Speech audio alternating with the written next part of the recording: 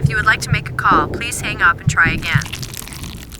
Brittany Gosney was age 29 at the time she was questioned regarding the disappearance of her 6-year-old son, James Hutchinson, and the attempted abandonment of her other 2 children, aged 7 and 9, at the Rush Run Wildlife Area in Preble County, Ohio. Gosney walked into the Middleton Police Department in Butler County with her 42-year-old boyfriend, James Hamilton, to report her son missing on February 28, 2021.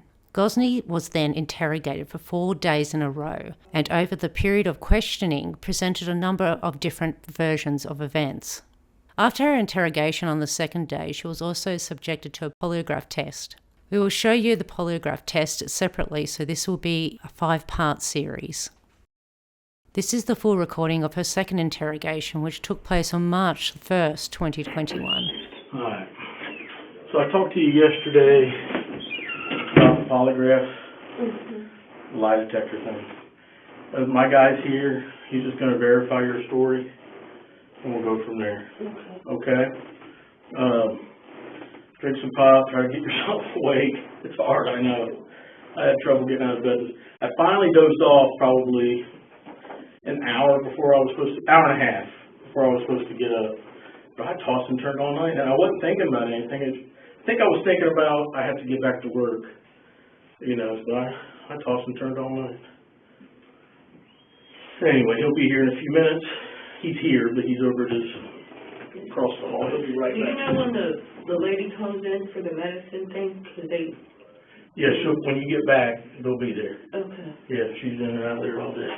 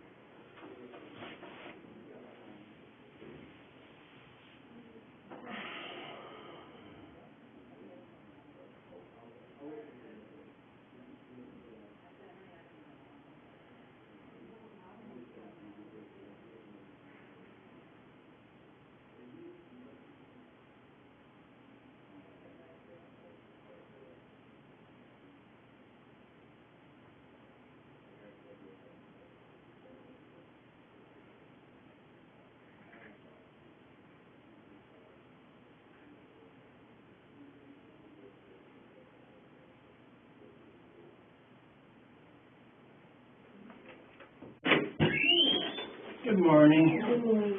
You already got something to drink. My name's Scott, and I'll be giving you a polygraph. Let me first say I'm sorry for your loss. You know, what a tragedy. I'm sorry we've gone through this, and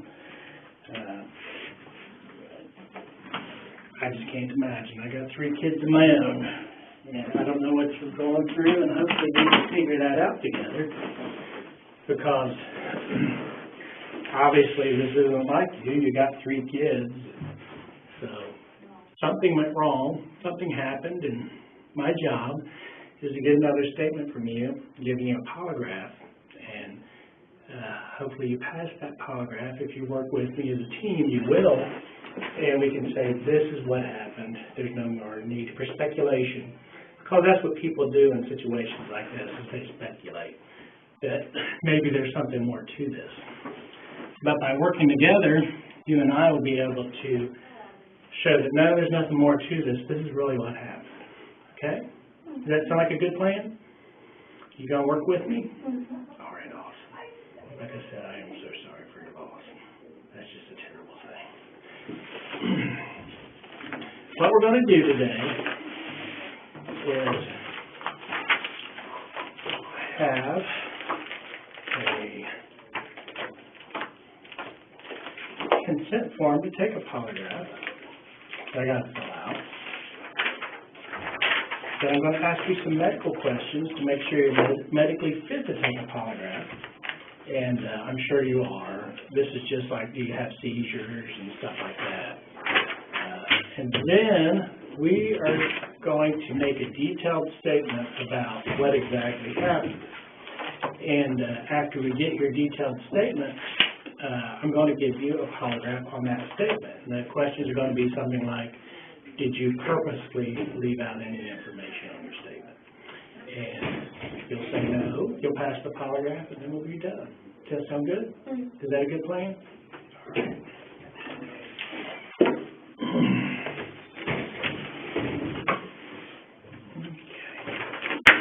What's your name?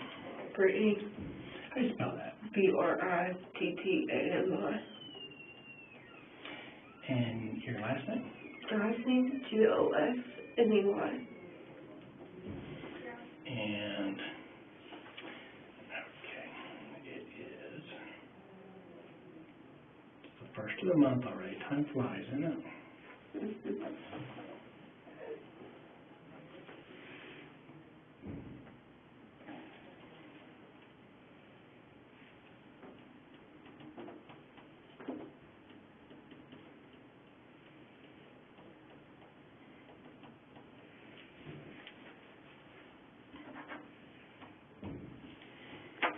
So basically, this will help me in the long run too?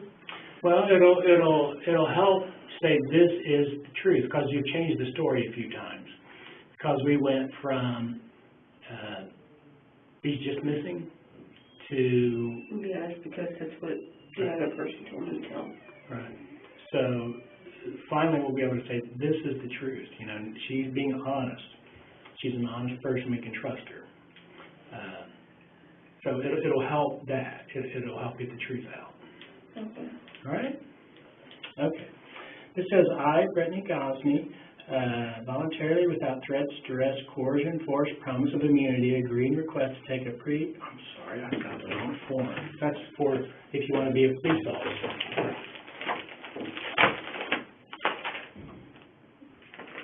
This one.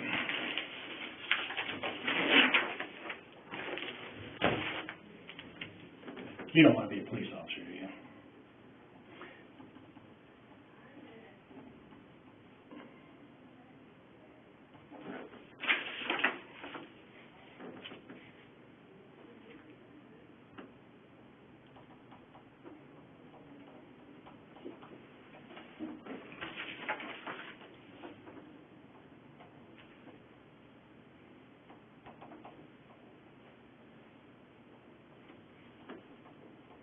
Okay.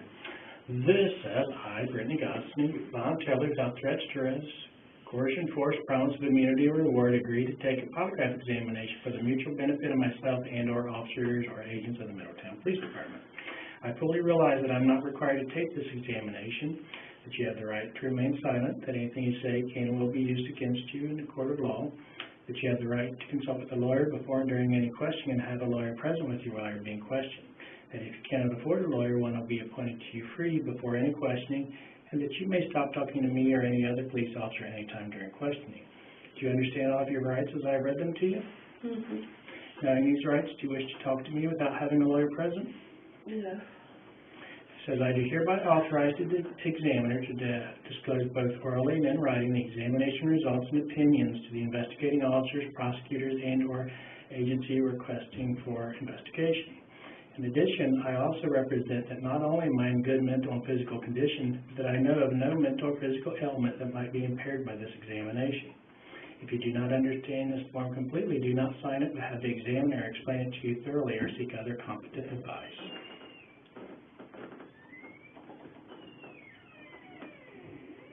So basically what you said, no medical issues. Yeah, I'm just going to ask you some medical questions. Basically, I want to know what kind of medication you are on because that can affect the examination results. I want to make sure that you don't have seizures and just medical questions that would explain some of the results. Because what I'm looking at in a polygraph examination is your blood pressure, heart rate, sweat gland activity. There's certain medications that will affect. Well, they didn't ask me, but I have a rare heart disease. Mm-hmm. My heart attempts to beat fast. Yeah. Okay. So that's a good thing to know, is that stuff like that. And it'll just help me when I'm looking at the charts when we're done. Say, well, you know, Brittany, she has a rare heart disease that causes her heart to beat fast. So that would explain why her heart's beating fast throughout the entire test. So that's good to know.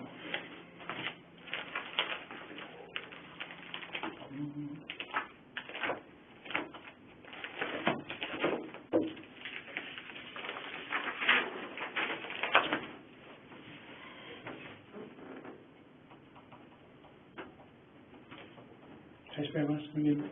Gosney. And what's your address?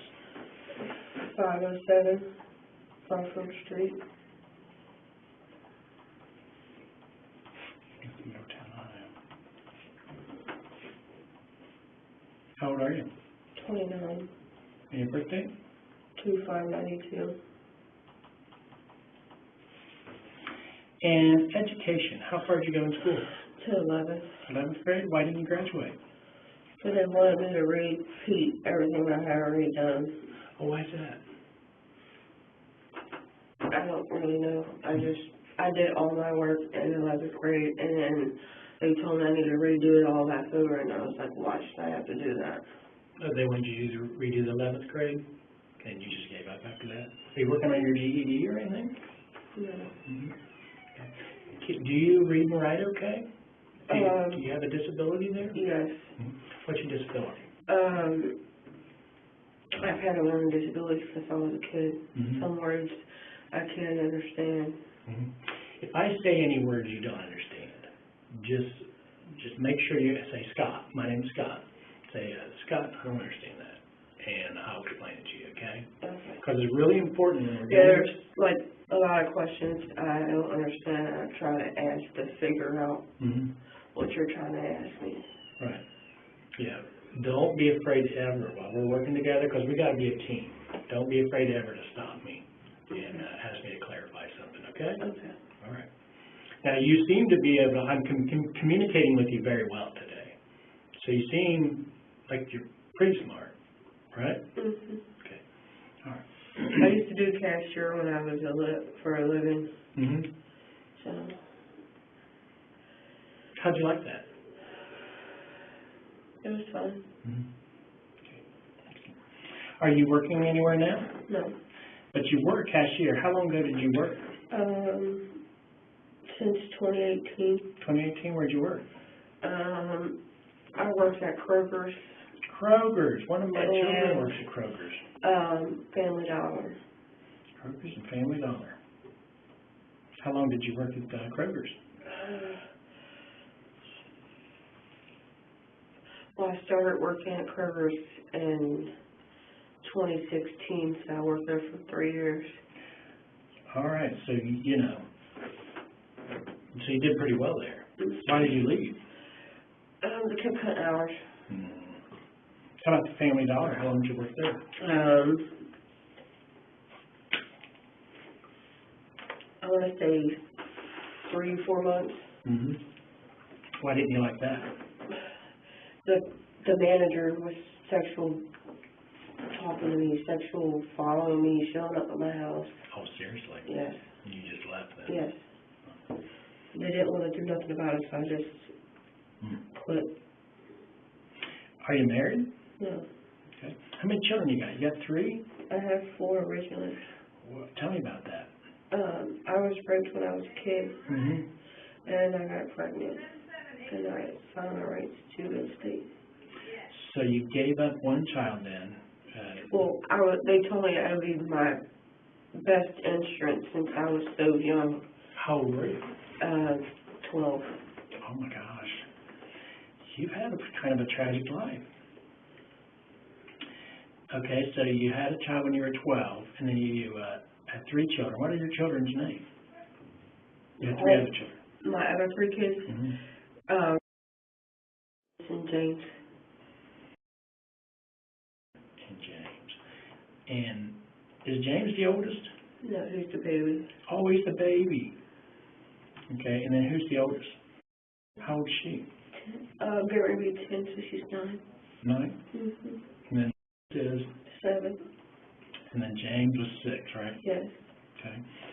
And then the child that you gave up, I didn't give her up till she was a year and a half. So.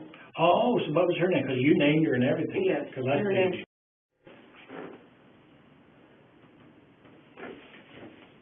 How's it now? Do you know? 12. 12. Okay. Do you ever have contact with them? I tried to, Mm-hmm. but they upload pictures on Facebook. Mm-hmm. And How did you get? What was that process? Well, when I was in I was in a group home. Then I went to like individual foster homes. Well, I was working, coming home, taking care of the baby, and going to school all at the same time. Right. And they just told me that I'm too young to even understand how to even take care of a child. Right. So I'm still a child myself, so how am I supposed to take care of another child? And they seen that I was trying my best. Right. But they just broke it down to me and explained, like, you're not going to be able to do this. And so then I signed her over for an open adoption.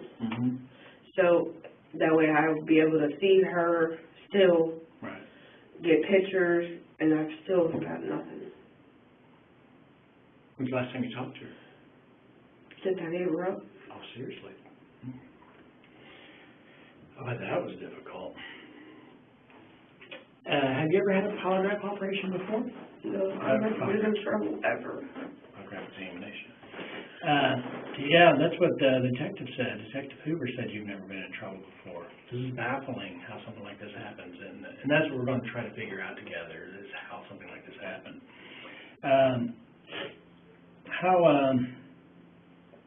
Who brought you up? Who raised you?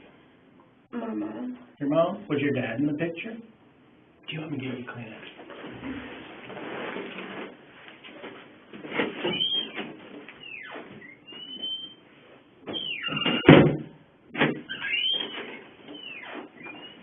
Thank you.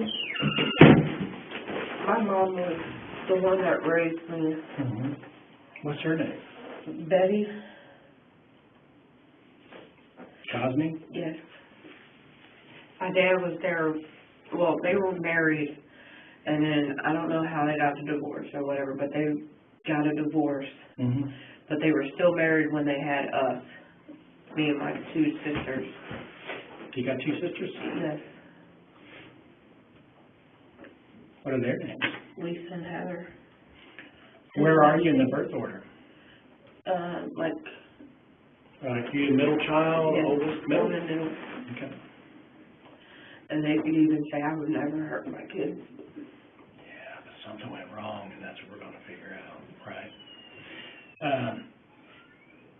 So you're a middle child, your mother raised you. Who do you think had the biggest influence in your life as far as teaching you the difference between right and wrong? Well, my mom had me with my stepdad, Mm-hmm. and I don't know what happened, but I got put in the States. Well, I was with my stepmom, my real mom and my dad, my stepdad, and then she gave me up and signed me over to my dad and my stepmom. Okay. What's your dad's name? Charles Gosney. Okay. How old were you when that happened?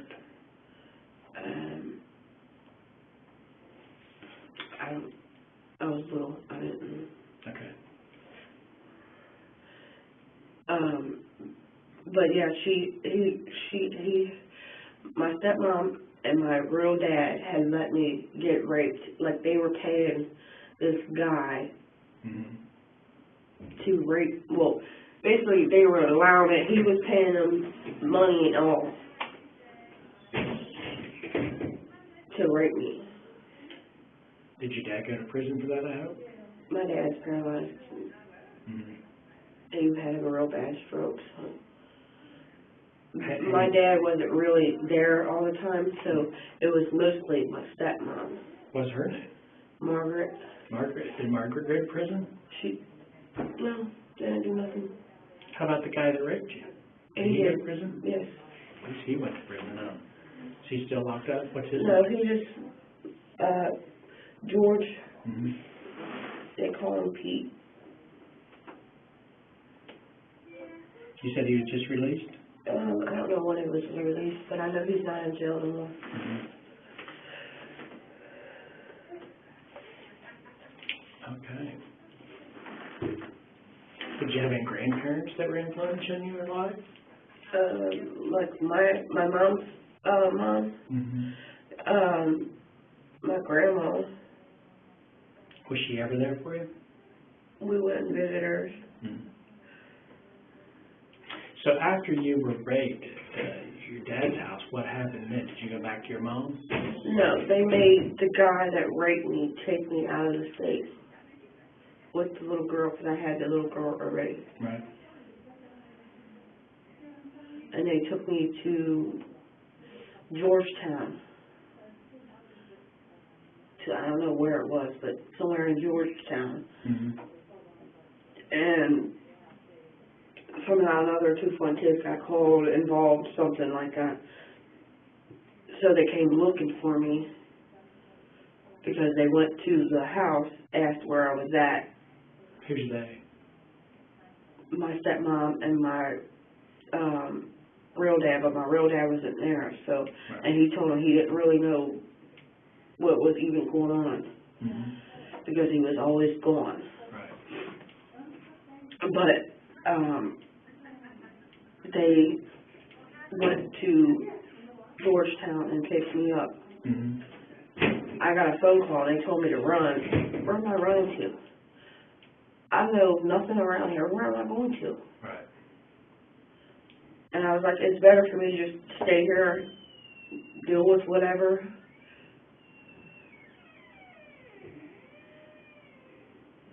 And then I got taken, and then I went to a group home first. Mm-hmm. And then after that, I went to individual houses, individual people that had. Foster home? Yes. Okay.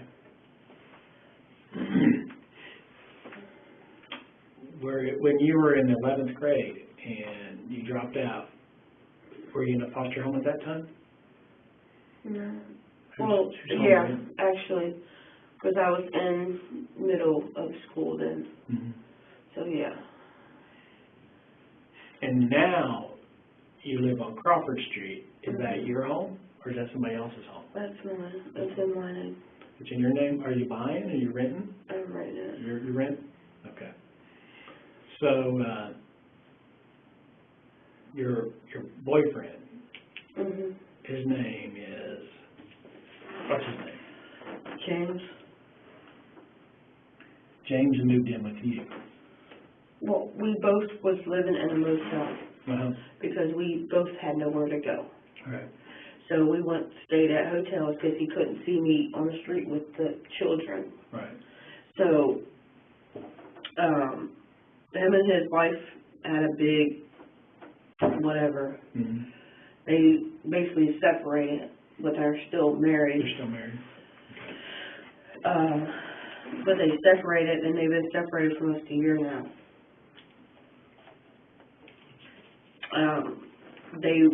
His wife was accusing me and him of doing stuff that we wasn't doing. Mm-hmm.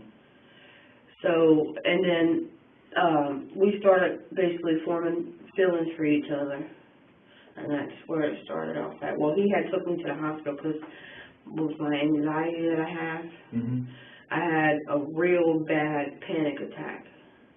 Like, I couldn't sleep, I couldn't go back to sleep, I couldn't do nothing. Right. And my heart rate was just off the charts. Mm-hmm. And I had no choice but to go to the emergency room.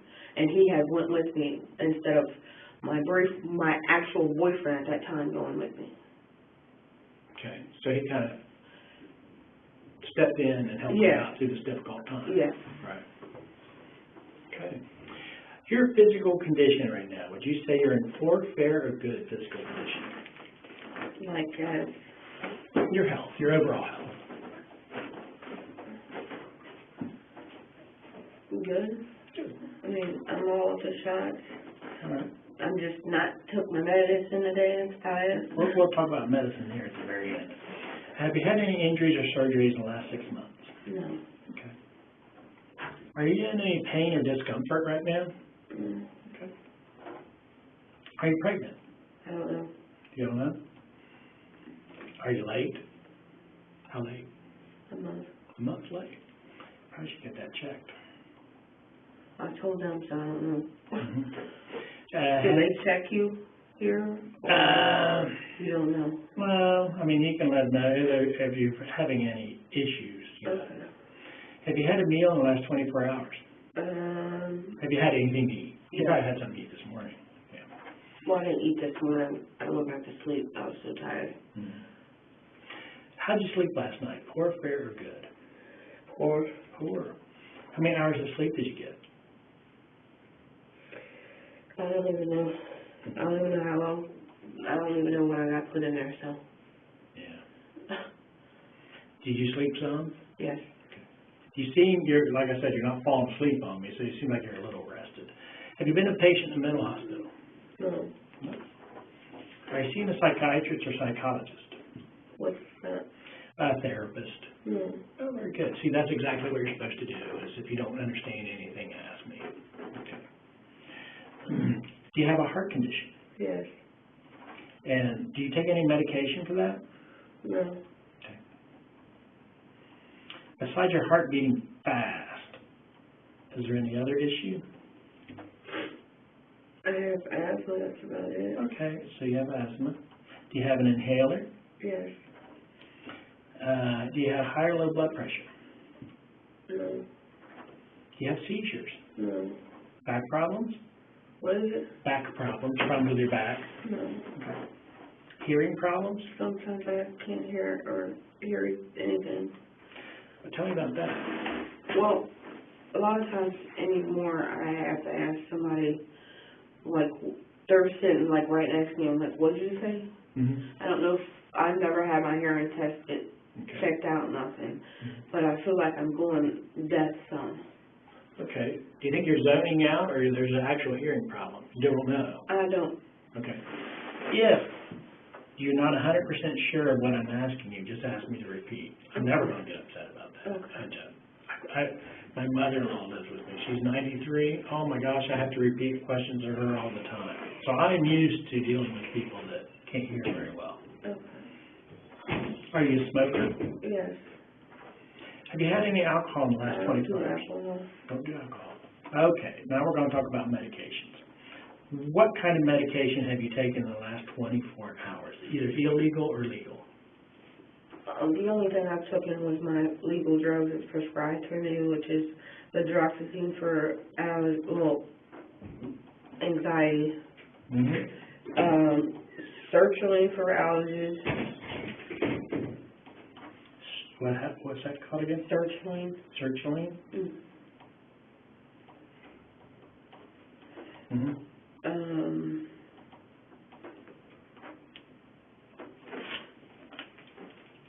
Sorry, I'm trying to remember my meds, because it's hard to remember. I take a lot of meds. I take stomach pills. I don't know the name of them. I take Singulair for breathing while I'm sleeping. And another anxiety nighttime med.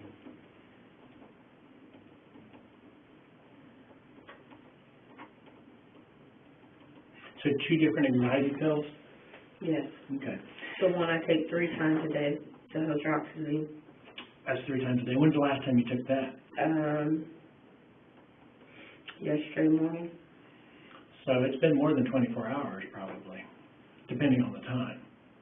It was around 8. Around 8 o'clock. So, that's 8:16 now. So, have you taken any pills in the last 24 hours? Okay. No, they didn't give me nothing yet. All right. You are fit to take a polygraph. All right. Now let's talk about what happened.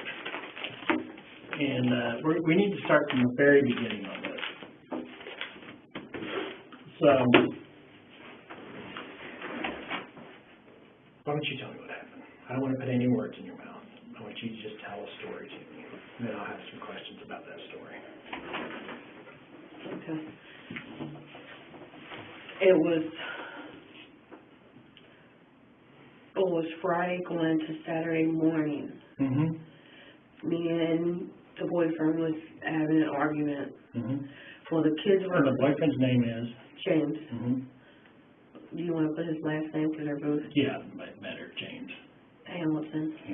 Okay. We were having an argument. He was complaining that I constantly don't discipline my children. Because I'd rather not. Right. I'd rather just make them stand in the corner for a few than putting my hands on my children. Right. And he told me I needed to get rid of them. And he's been telling me this since we moved in there. So we moved in there in February. He's been telling me a whole month.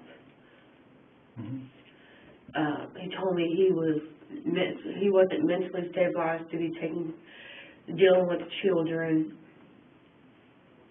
and I didn't know what he meant.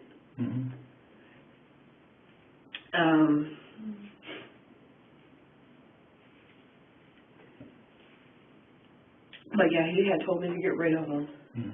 So I basically did what he asked. I took him to, what was it I told? Rush Run? Rush Run, yeah. Rush Run Lake. Well, he told me Rush Run, so that's what I typed in my GPS. Well, then I had called him and said, I'm lost. What am I supposed to do? I'm fixing to come back home. Right.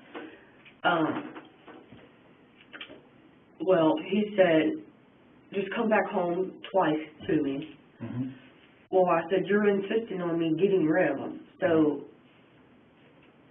that's what I'm going to do for you. Right. Because he said if I didn't do it, he was going to do it. Right. While I was asleep. Okay. So, I took him to Rush Run Lake. The 2 older kids had gotten out, which is... All right. James was still in the back seat, acting like he was asleep, and he wasn't. All right. I took him out, set him on the ground. He stood up, and he kept trying to get back in the van because the doors slide, and you just pull the door handle to get in. He kept trying to get back in the van. The doors automatically lock. So I didn't see. I know he had the handle, trying to get back in, because he kept saying, "Mom, you don't want to be here." All right. Basically, he's a baby. He's scared. Right. No, I did not want to take him nowhere, Mm-hmm. but he was insisting nonstop. When you say he was insisting nonstop, we're talking about James Hamilton. Yes. Okay. I mean, he has a kid of his own, so I don't understand how he's not mentally stabilized for kids. Okay. Yeah. But anyways, I told them to go towards the bathroom, so I didn't run them over, none of that. Right. So I knew where they were at, and I knew they were safe. Well, the elder two went towards the bathroom like I asked, the older two. Mm-hmm. James refused to because he wanted back in the van because he was scared, Mm-hmm. and he didn't want to be there. Right. He had a door handle, and I took off, not realizing that he had the handle, Right. and I didn't take off far. I showed him on the map. Mm-hmm. I didn't get all the way out to the main road. Mm-hmm. But I had dragged him. I heard a little noise. I didn't hear a thump or anything like I ran him over. Did you feel a bump? No. Mm-hmm. Okay. But what I'm thinking is I dragged him, and then eventually I didn't run him over because I didn't hear a thump or like the van lifted up on one side, because I ran over animals that's already dead in the road, Right. so I know what it feels like. Uh-huh. So I didn't feel that when I was driving or anything.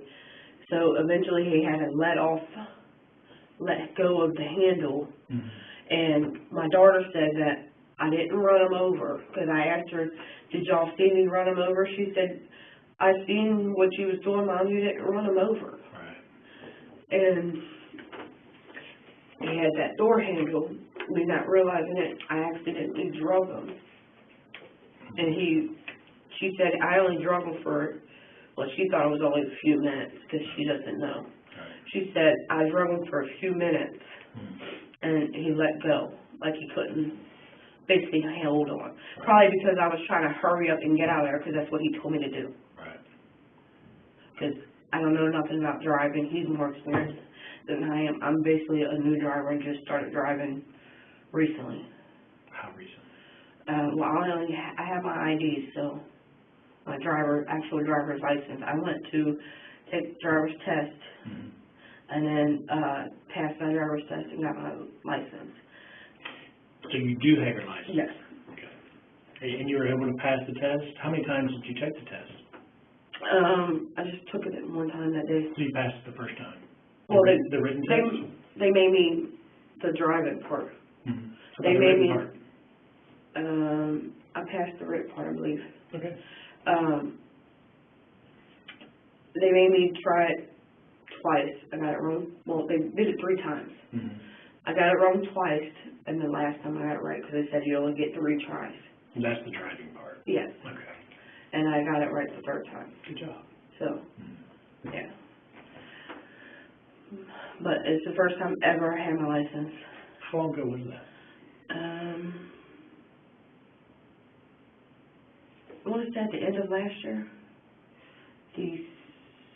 No. I'm trying to remember. Yeah, because we was in a hotel. It was in December. And you never had a driver's license before that?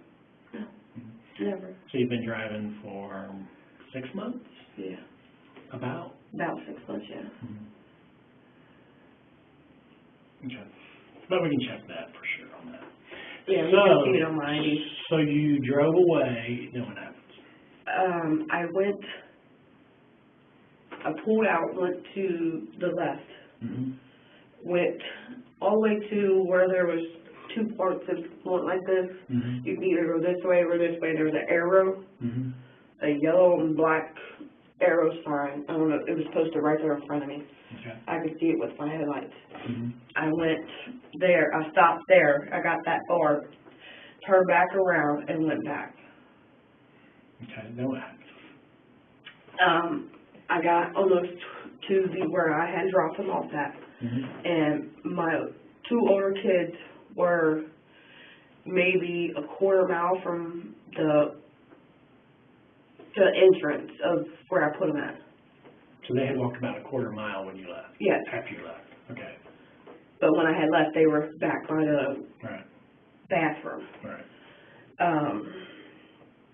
And I asked them where James was, because I didn't realize that I hurt him Right. or drug him. So I asked him, where's your brother at? I don't know, he's back there laying down. I can't get him up. So I went back to see what happened.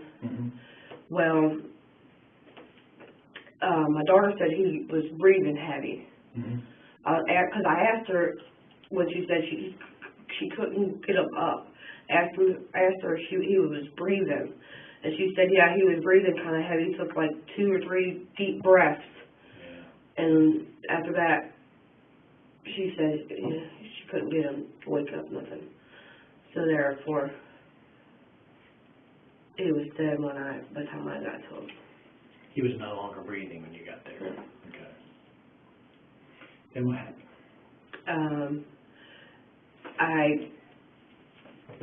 Before I got to James, I made the other 2 get back in the van. Then I went and got James and put James, I laid him in the floor of the van in between the 2 front seats and the back seat. Took him home to 507 Crawford.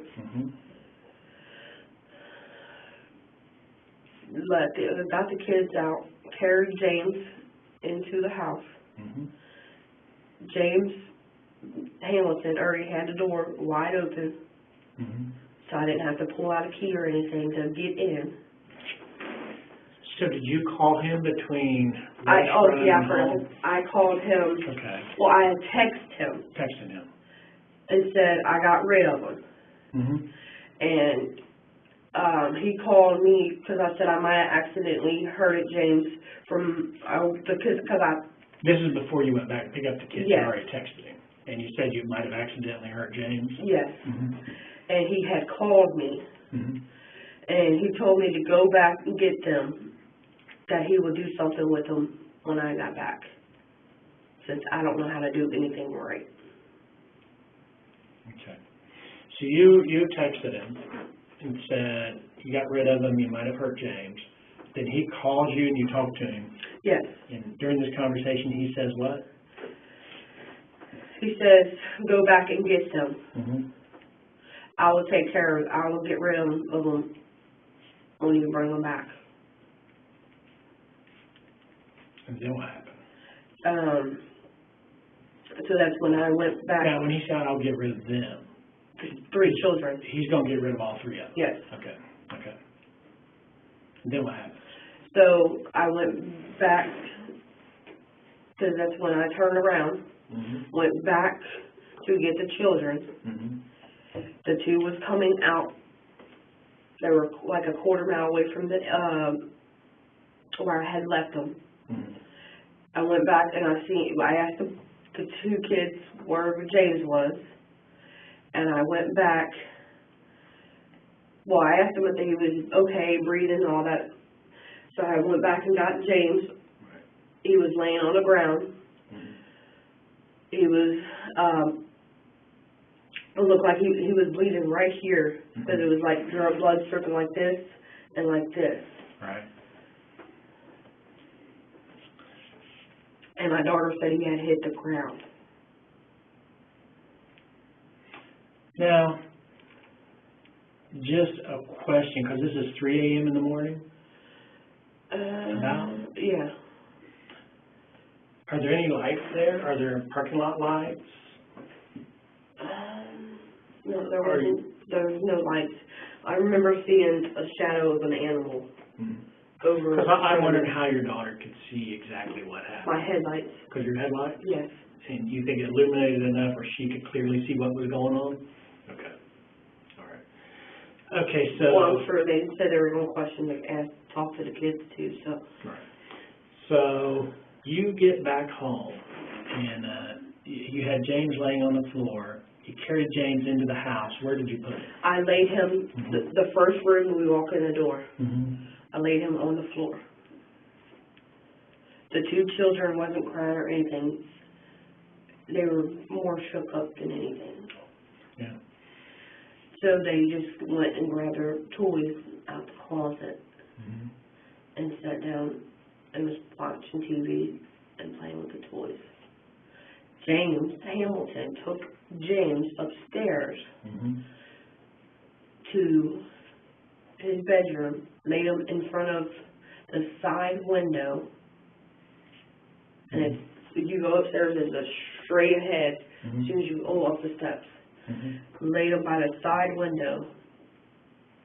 I told him we need to tell somebody, not just let him lay there. Mm-hmm. Because I watched the Law and Order shows and all of that. Right. And I knew it wasn't right just to leave him laying up there. Well, he had took him up there. He said we had 2 to 3 days to get rid of the body. Uh-huh. Because I knew nothing about dead people, bodies, none of that. So he went upstairs. We had a heat grilling because we were cold. Right. And the children kept saying they were freezing. So we turned on the heat. He went up there and said this is what he told me, he went up there and blocked off the heat. Try to keep it cool in the room Yes. he was in. Mm-hmm. And then, what is today, Monday? Yes. Sunday morning, early Sunday morning, Mm-hmm. well, Saturday night, we went to sleep Mm-hmm. at 10-ish. Mm-hmm. Kids were already asleep at 9-ish. Mm-hmm. We went to sleep. He woke me up at 1, Mm-hmm. told me we need to have this done by 2:30 in the morning. Mm-hmm. Well, we'd be out of here by 2:30 in the morning. Yeah. So we took and drove to Indiana, Kentucky, White River, Lake River, White. You got to tell me, I can't put words in your mouth on that. So you can just describe if you don't know. Well, it said Cincinnati, You Kentucky. talking about where the detective took you yesterday? Yes. Okay, I know where that is then. It is, 275 from Indiana to Kentucky, Whitewater area. That's, well, Okay. I know it said white. I couldn't remember the Yeah. rest. But we took them there. Mm-hmm. We had to do it twice. Like, we went to do it the first time. He said there was too much traffic. We were going to get in trouble. Right. So he took that next exit, which is Pittsburgh, I think. Mm-hmm. We took that exit, got back on Mm-hmm. the same highway, but going back down. We went to that next exit back down. Okay, now I know from talking to detectives, I think you've skipped over something. And that is, he woke you up, and so we have to have this done by 2:30. When he woke you up, what did you guys do? I woke up and he told me to start getting dressed. Right. Because I was still trying to Mm-hmm. wake up, function right. And he told me to start getting, well, I went to sleep because I was so tired. I went to sleep with still the sweatpants on that I told them I had on and the pink shirt. So I went to sleep with the same clothes on because I was so tired. I just wanted to go to bed. So he told me to get socks, shoes, and a thin jacket on or something because it was raining. So I did that. He went upstairs and got James. He carried James downstairs. He went up there and got him, carried it down. Okay. We both went out the door at the same time, but I had opened the door first. So he told me to open the door, and we both go out at the same time. Me to go to, when you go on our walkway, the front, the sidewalk right there, stand there and look around, see if I see any headlights or anybody out. and kind of glance around next door to see if there's any lights on or anything like that. Right. And he told me to just wave when it was okay. Mm-hmm. So that's what I did, and opened the passenger side back door. Okay. So that's what I did. He laid James in there, and he said he already has a string, well, the rope, not string, the rope and the center block. Well, it was a brick. Well, it was like a big block like this, and it had holes in it. He made holes in it. Okay. If it's making any sense. So it's like a paver? Is it square? Yes. They had to put holes in it? Yes, and Okay. it was something like a center block, Mm-hmm. but he had to make his own holes. Okay. And he had got that. He said he had got that from a neighbor's house over a fence. From over a fence. So is it a tall?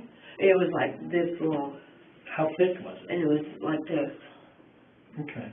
And he had laid. We had to stop the first time. How do you put holes in it?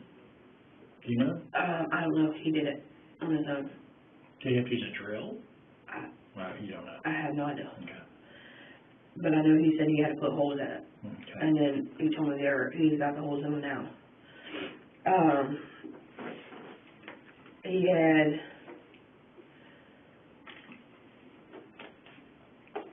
see, I'm losing track. Where was I at? Okay, you made sure the coast was clear. You waved him out to the van. Trying to open the van door. Opened the van door. We took off. We went straight down to Logan Street. Mm-hmm. We went left on Logan. Mm-hmm. Went straight down to the Interpass. We went this way. Once he made sure the traffic was clear to hit the Cincinnati. When were the ropes and the cinder block attached to James? That's what I'm trying to get to. Okay, I'm sorry. Because he's the one that did that. I didn't do that. Right. He went to, Catering Hospital right here. It says Dayton, Cincinnati before the highway. Or It's still in Middletown, right? Yes. Yes. We went to, it said Cincinnati.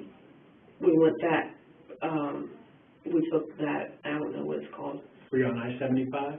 Yeah, we took Cincinnati. I know that for a fact. Okay. All right. We took Cincinnati, and he went straight to Indiana. Mm-hmm. And then from Indiana, he went to, it said Cincinnati, Kentucky bypass. He took the Kentucky bypass. Mm-hmm. And then, once we got to the bridge, Mm-hmm. the bridge, we tried the first time. Oh no, actually, before that, went back. Before that, he had stopped, he stopped once, I don't know how far it was, Mm-hmm. and he turned off the headlights, everything, like he shut the whole van down. He went back there, I was just sitting in the front seat, because I don't know nothing about getting rid of bodies, none of that. Right. He had put the center block, or he made the center block, basically, put that on James's chest. It was like from here to, like, part of his leg. Uh-huh. Well, it wasn't all the way up on his chest, it was like where his boobs were. Right. And he had this rope that he got for work use, Mm-hmm. and was using it to wrap the James and the center block, Right. to hold tack. Mm-hmm. Because I can't tie worth a crap. Yeah. And I wouldn't have done it anyway, because I don't know how to do none of that. Right. And once again, I didn't want to just get rid of the body. I wanted to call somebody. Right. I wanted to do what I thought was best. Mm-hmm. And he kept on insisting to get rid of the body because he had bruises from James punching him everywhere. Oh, okay. Because if he didn't have the bruises on him, and he didn't want to go to jail for the bruises or be in trouble for the bruises on the kid, I would have called and reported it right then and there when it happened. Mm-hmm. But he insisted on not reporting it because he had bruises. Right. Okay. that I did not do. Okay. Because like I said, I'd rather make them stand in the corner than put my hands on them. All right. So, James wraps the cinder block around James's chest, body, and then what happens? Well, it took him a minute to get it all, however he had it needed to be done. Mm-hmm. So, after that, he got back in the driver's seat, Mm-hmm. took off, went to go head towards the bridge. Mm-hmm. Well, he was looking around, looking. I'm so sorry, I'm going to turn this off. This should be off, by the way. Okay, it's off now. Anyways, he went we was going to do it the first time. Mm-hmm. I wasn't going to help him to get rid of the body or anything, but he said, you have to help me. Right. Because he was the weight from him dead, and the brick, he couldn't do it on his own. Who's driving the van? James. Okay. I don't know my ways about nothing, so. Right.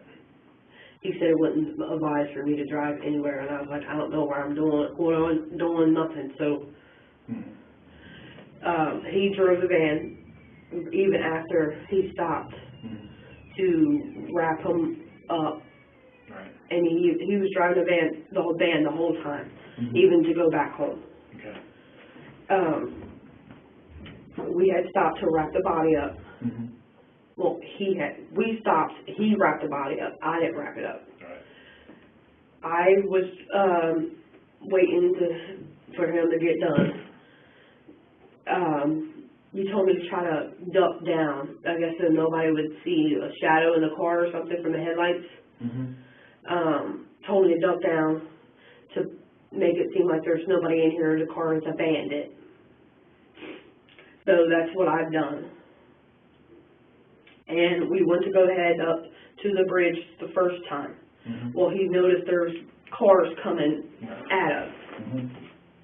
So he said we had no choice but to keep going and go to the next exit. Mm-hmm. Got off on that exit, went back around, Mm-hmm. got back on that highway, that same highway, Mm-hmm. on the opposite side, Right. then got off on the next exit, going back down. I don't know what that next exit is. Okay. But you drove them there. Yeah. You went with the detective, Yeah. so they know. Right. I drove him, well, I didn't drive him. Right. We went to that next exit, we went back, got off that next exit, went back on, to get back on the, I guess highway, would it be? Yeah. Highway, Mm-hmm. to go back to the bridge. Mm-hmm. Well, he had stopped, like, because I showed the bridge don't have nowhere you can just pull over off to the side. Yeah, it's kind of skinny, isn't it? Yeah, and he had stopped, I mean, like halfway down the road before the bridge, where it started cutting off. To wait till traffic was clear, he turned off the headlights, same thing again. Right. Waited for traffic to be clear, Mm-hmm. and took off flying to the middle of the bridge. Mm-hmm. Stopped to the middle of the bridge, told me to get out, Mm-hmm. hurry up and open the back passenger side door, Mm-hmm. and I was to grab his feet and help him toss the child over. Mm-hmm. And he grabbed the top half. Right. And he was in the driver's seat, walk in between the two seats up front, grabbed his head, and he had got out too, because we were standing like this, basically, Mm-hmm. to toss him over. And I heard, when we tossed him over, I heard the splat because of the brick being heavy. Right. So you had the feet and he had the head and you guys just tossed him like that? Yeah. Okay. Then what happened? We went home. Then what happened? It was around almost 5 o'clock Mm-hmm. in the morning, the time we got back home. Right. The kids were still asleep when we got back. We sat there a while. I went to sleep. I couldn't stay up any longer because I still had my meds in me. I was still ready to go back to sleep. I even was kind of falling asleep going to do all this. I went back to sleep. He woke me up at 8 o'clock, said, we got to go report this as a missing child. So then we came here. Well, he waited an hour to make y'all think that we went looking for him for an hour. So in between that hour of waiting, we went to the garage that I showed them. He put the rope, the leftover rope, and I don't know, is it a hard drive you put in the recording camera thing? Yeah. He took I forgot to mention that he has the cameras. He had a recording thing, but it doesn't have audio. Right. Well, that's what he told me. I don't know. I don't know nothing about those cameras. And most security cameras don't have audio. He took the hard drive out. It was a skinny, like an iPod. Have you ever seen an iPod? He took the hard drive out, put it back in the original box in plastic and all. It was a blue and white box. He had put those boxes, because there was two of them. One he hasn't used, and the other one has the footage. What did he do with these hard drives? The hard drive? In the garage. They're in the garage right now? Yes. Okay. I don't know exactly where at, but I seen him go in the garage with it. I don't know if he went out the back door. So this was the hard drive, and was this before you came down here and reported him missing? Yes. Okay. So this goes up here. So he took the hard drive out of your security camera. Well, his security camera's on mine. It's his security camera, okay. I have no idea about none of that security stuff. Where are the cameras? There's one on the front, two on the side, one like this, and one on the back. Okay. Do they record all the time? Yeah. Okay. All right. That's good. Okay. Am I missing anything, or you? No, I want to know, because I'm trying to think of questions that other people will have, because we don't want people speculating. Because what happens when people speculate, they think the worst. But we just want the truth to be known. The daughter you had when you were raped, her name was, is that right? You gave her for adoption. The first question anybody's going to ask, in my mind, is if these kids are too much for your household to handle, why didn't you just put them up for adoption like you did? I didn't want to. Why not? Because I knew I was going to be able to take care of them, care for them, make sure they went to the doctors, school, everything. But you took them out to Rush Run to leave them. Because that's what I was told to do. Or he was doing it himself. And if he did it himself, what was he going to do to him? Now, when you're driving to Rush Run, and you're thinking, I'm going to get rid of these kids, surely you know if you just drop them off, they're old enough to talk and say who they are and where they belong, that they're going to end up right back at your house. That's what I told him. So, they still insist on me getting rid of them somewhere. So if you're going to get rid of them, that really doesn't get rid of them. That just puts them in where they're not supposed to be at. Yeah, and you're potentially going to be in trouble for that, for abandoning these kids at Rush Run. So that's not really getting rid of them. What was your plan to do at Rush Run when you got there? What were you going to do? Just drop them off, and I told them to stay in the bathroom so they wouldn't get hurt. Then what was going to happen? In your mind, I was just going to go back home. But these kids weren't just going to disappear. Well, they said I was going to abandon them. Okay, so, and I didn't want to do that. But they know where they live and everything. They don't know where we live at, but they do know my name. Right. Basically, that's it. They know my name. They know their name. Okay, so how was this going to solve the problem? Because they were going to end up back at your house. How was dropping them off at Rush Run solving a problem? So he didn't have to deal with them? Yeah, but they were going to end up back there. Because somebody was going to find them and bring them home. Yeah, but I took him there so he didn't have to deal with them. Because he said to take them somewhere so he can, because he's tired of dealing with them and me not disciplining them. Mm-hmm. In your mind, what was going to happen at Rush Run when you got there? In my mind, I was just going to drop them off and leave. Okay, because I'm going to ask you, in the polygraph, did you purposely omit any information in your statement? Were you going to kill them once you got to Rush Run? No, I was not. Because you were told you were in the wrong area, right? When you showed up at Rush Run, he tells you you're not in the right place. We had went there before to let the children use the bathroom. So I was confused because there was cars and stuff. You was going back farther. Mm-hmm. And I was confused because I have never been there. Mm-hmm. So, and then he had told me to take them to Rush Run Lake, where I remembered I was at. Why did it matter that you got to the lake?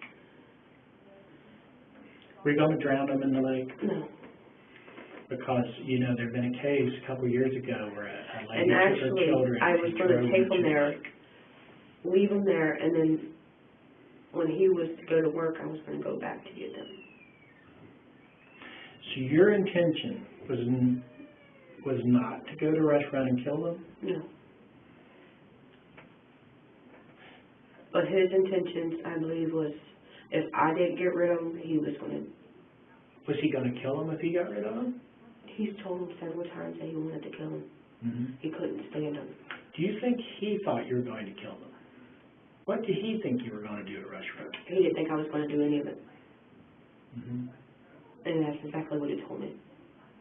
He didn't think I was going to take them and drop them off. He thought I was just going to take them, show them, and come back.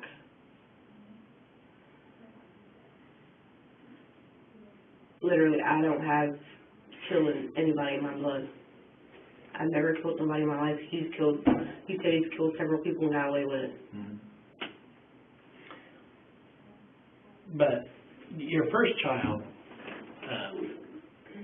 when you got rid of her, you did it the right way. You put her up for adoption, the family took her in, and hopefully she's doing well. But these kids, you're doing it different to get rid of them. You're abandoning them. Well, I have tried to Rush Run. Recently, when we was in the hotel, Mm-hmm. he had done the same issue, like you need to get rid of these kids or do something with them. I just sat there. Yeah. Ignored him. Right. And he was like, either you get rid of them, I get rid of them, I go to jail, I don't care. Mm-hmm. I've been to jail, I know how it works. All right. I'm ready to rest my neck or be dead. Exact words he said. Mm-hmm. This is when you were living in the motel? Mm-hmm. Okay. And he's been saying it ever since. Okay. So why didn't you just put these kids up for adoption or put them in foster care, have a family member take them? Since he's been saying that for a year now? No, it was a couple months. He's been saying this for a couple months? Yes. How long have you been living on Crawford Street? We just moved in there February. Okay. So, if you're going to get rid of these kids, why not do it a different way? I was going to take them I was told that you can take them to the fire station, the Mm-hmm. local fire station, and drop them off. They will be safe there. That would have been a good plan. Yeah. But when I had called around, they told me I couldn't do that. That's still abandoning my children. Well, it would have been preferable than taking them to the middle of nowhere and dropping them off. It would have been a cry for help, but you chose to do it this way. Yes, because they told me I couldn't just take them there and drop them off. Who told you that? He did. Because I looked it up on the website, where can you take your children where they will be safe and you will not get in trouble for it. Mm-hmm. And it said your local fire station. So why didn't you do it that way? Because I listened to what he said, you couldn't do it. But online it said you could. Right.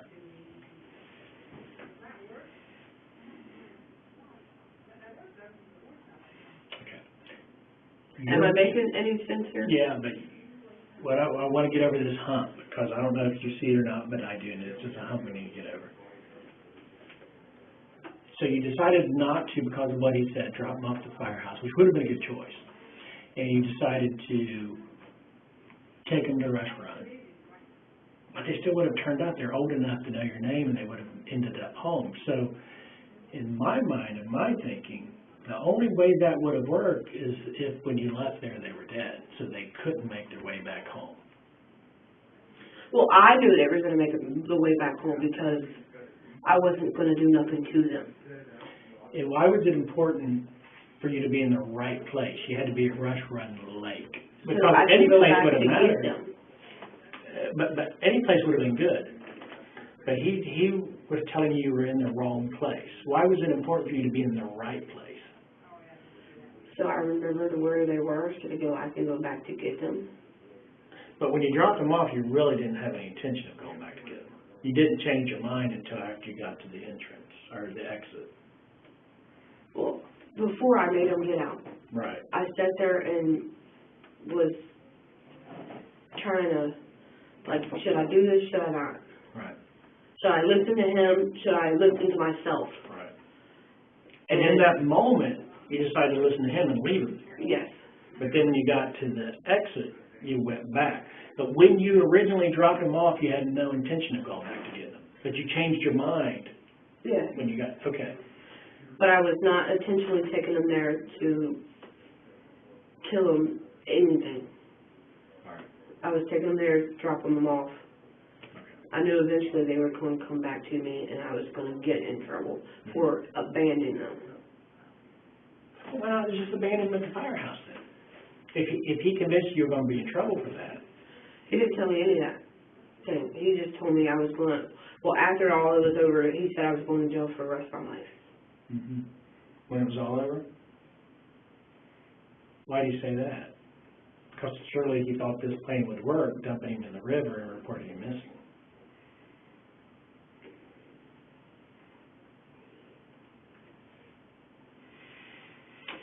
All right. So, your statement is that Friday or Saturday morning, James, for 2 months since you've been living at the motel, has been wanting you to get rid of the kids. And if you don't get rid of them, he's going to. So you decide to take them to Rush Run and get rid of them. But in your mind, getting rid of them means what? Just dropping them off. Just dropping them off. Yeah. And, not harming them, nothing. but you understand that's really not getting rid of them. Not permanently, anyway. They're going to make their way back home. I knew they would make their way back home. Okay. So when you dropped him off, James wouldn't get out of the vehicle because he was pretending like he was sleeping. Because he didn't want to. Right. So you pick him up. Am I okay to drink? Yeah. You set him down. He wants to get back in the van. He says, "Mom, I don't want to be here." Is that right? Yeah. And he's holding on to the door. You take off. He falls to the ground, hits his head when he falls. You get to the exit of the park, change your mind, go back. The kids have already walked a quarter mile towards you as they're walking towards the entrance. Mm-hmm. You pick them up, say, "Where's James?" James is heavy breathing. You go back for James. He's not breathing. He's clearly dead. Mm-hmm. You put him in the vehicle. You drive home, and Oh, you first, before you turned around and went back, you texted him and said that you got rid of the kids. Mm-hmm. But then after you you said that James was hurt. James might be hurt. Right. But then after you texted him, you changed your mind, turned around, and went back. Mm-hmm. Okay. Oh, no, he told you twice, go back and get the kids. Mm-hmm. Because he said, I don't know what I'm doing. I don't know how to do nothing right. So you didn't change your mind. He told you to go back. Yeah. Okay, so you were going to leave him, but he told you to go back because you can't do it right. All right. And I don't know what I'm doing. Okay.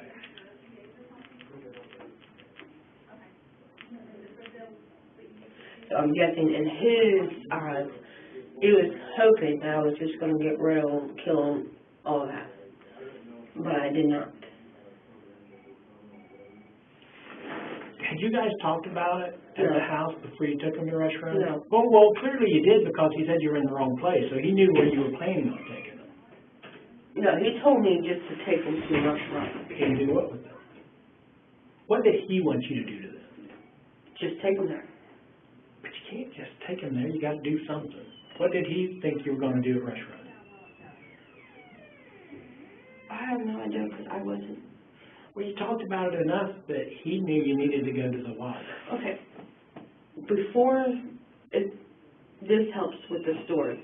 Way before this, he had bought the rope and all that. He had tied up all three of my children. Stuck dirty underwears in their mouth. Tied their mouth up too with the underwear and whose dirty underwear? The children's. And put them upstairs in the closet. I told him he doesn't need to do that. Leave him alone. Right. Well, he still insisted on, I'm done with these kids, basically trying to, I'm good if they kill them. Isn't that what you do when they're going to die eventually once you wrap them, tie them up to where they can't move and breathe, right? Did he cover their noses up too? No. Just put the children's own underwear in their mouth and tied a rope to try to help keep I'm guessing the underwear in their mouth. Right. And he had took them upstairs and put them in the closet in the daughter's room. Well, I wanted to go back up there to take the rope off and all that. He told me if I was to go up there and take the rope off of them, he was leaving and taking all of them and getting rid of them. How long were they up there? Well, he had kept going up there because James, the little boy, kept taking the rope off his, somehow taking the rope off his mouth and taking the the underwear out of his mouth. And kept moving around, yelling, Mom, Mom, Mom, please help me. Come, I got to use the bathroom. Well, I went to go upstairs. He jumped up and went up there. And I don't know what he did because I didn't go upstairs. Could you hear any ruckus or anything? I heard thumping, like a lot of, on the floor. Is that when James, the little boy, got all the bruises on him? Probably. Because when he had went upstairs. How long before Friday did that take place where he tied up all three kids and put them in the closet?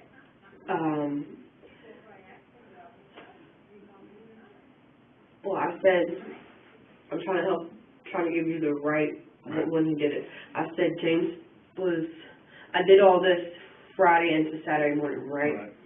So it was Friday night then.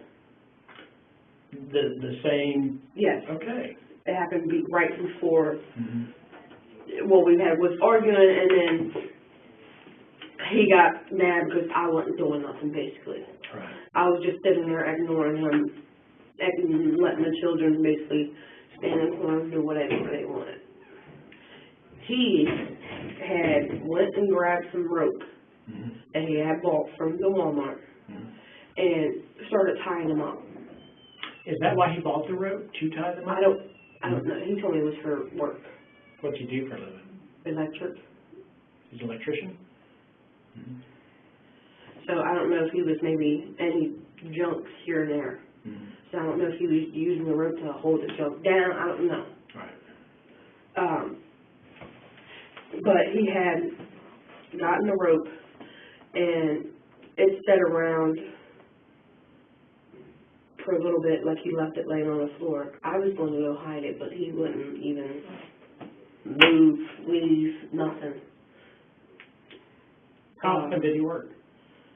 He was out for the whole week from being sick. Okay. So he missed he ain't worked since the Friday before. Okay.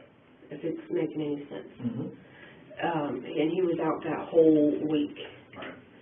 So I had to deal with him the whole week. Mm-hmm. Well, I was also sick. I didn't want to deal with the children. Well, I didn't want to be beating on the children. I wanted to just like, hey, you guys can't be doing that. If you're in trouble, now you can get in the corner. Right. Well, he insisted on not feeding them. I said they had to eat something, or they're going to die. I don't want my children to die. Mm-hmm. Well, he's like, I only want you to give them bread and bologna. Mm-hmm. And they're only allowed having water to drink. So, I done what he said. Even though before that, because remember I told you all of this started happening with getting rid of the kids when we was in the hotel. Right. He had So the house is in your name? Yes. What's your attraction to James? What was my what? Attraction to James, your Like, boyfriend. You were able to get a place all by yourself, right? But you moved James. I couldn't afford it. I couldn't even afford the hotels. Do you love James? I did until I seen how he was acting towards my children. When did you stop loving him?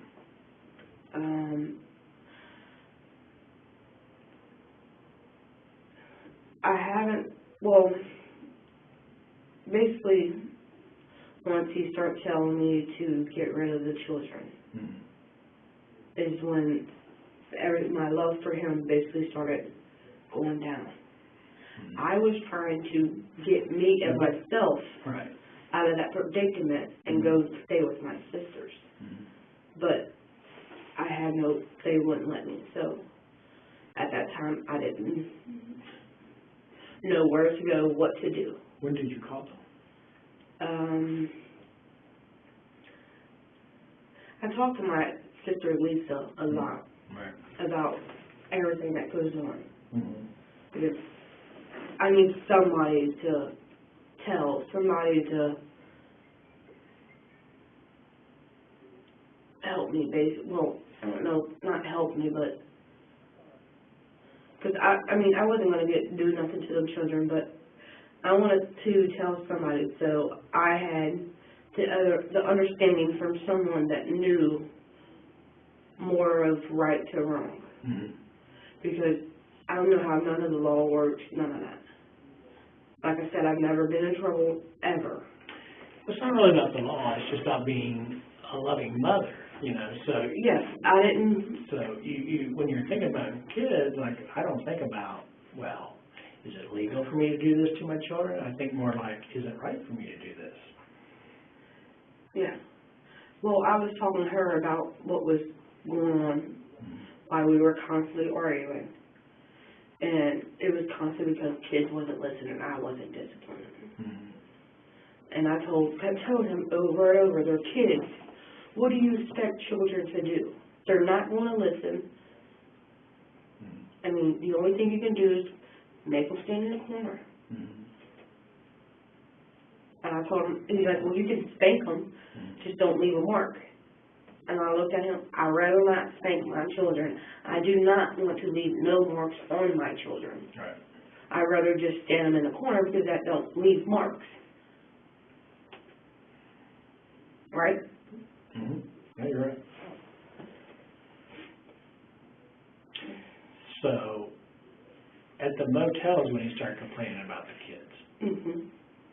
and the house that you got is in your name, how did you get that house?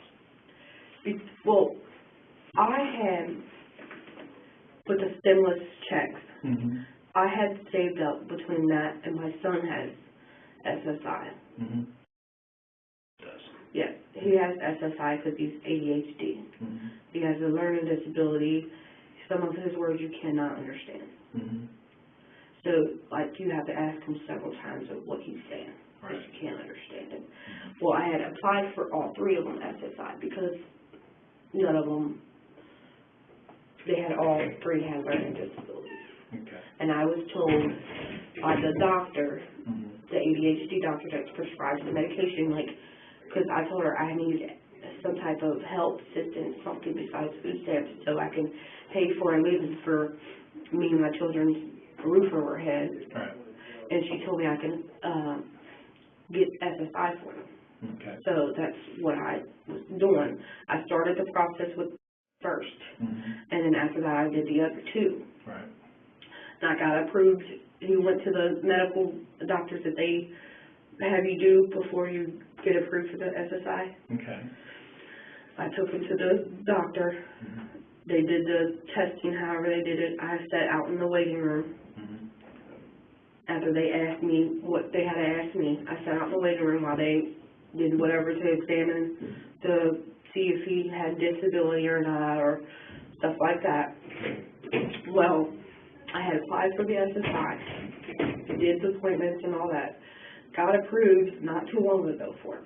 Mm-hmm. Well, they owed me still back pay, Mm-hmm. but with him working, he was paying the motel and whatever else. Okay.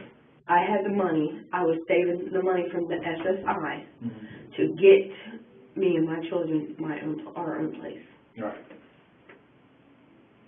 And basically, I was trying to get away from him, but he just insisted on going to, that he was going to help me Right.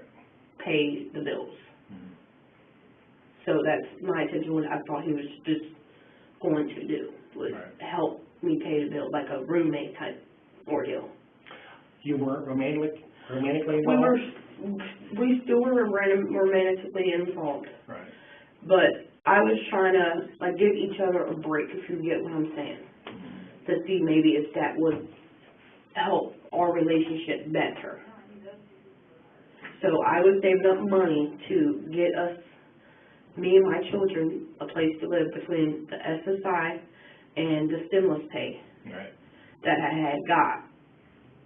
So I was saving up that money to get us our own place and to make sure we had enough for the rent and maybe half a deposit, Mm-hmm.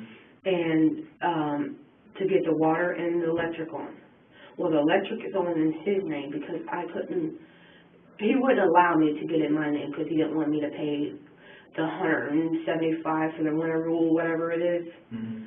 I was just going to put everything in my name. Right. He insisted on he went ahead of me and put it in his name. Mm-hmm. I was going to put it in my name. But he beat you to it. Yes. Right. So that way, if I did tell him to get out, Mm-hmm. everything would be in my name. I wouldn't have to Right. worry Did you about. ever time to get out? No.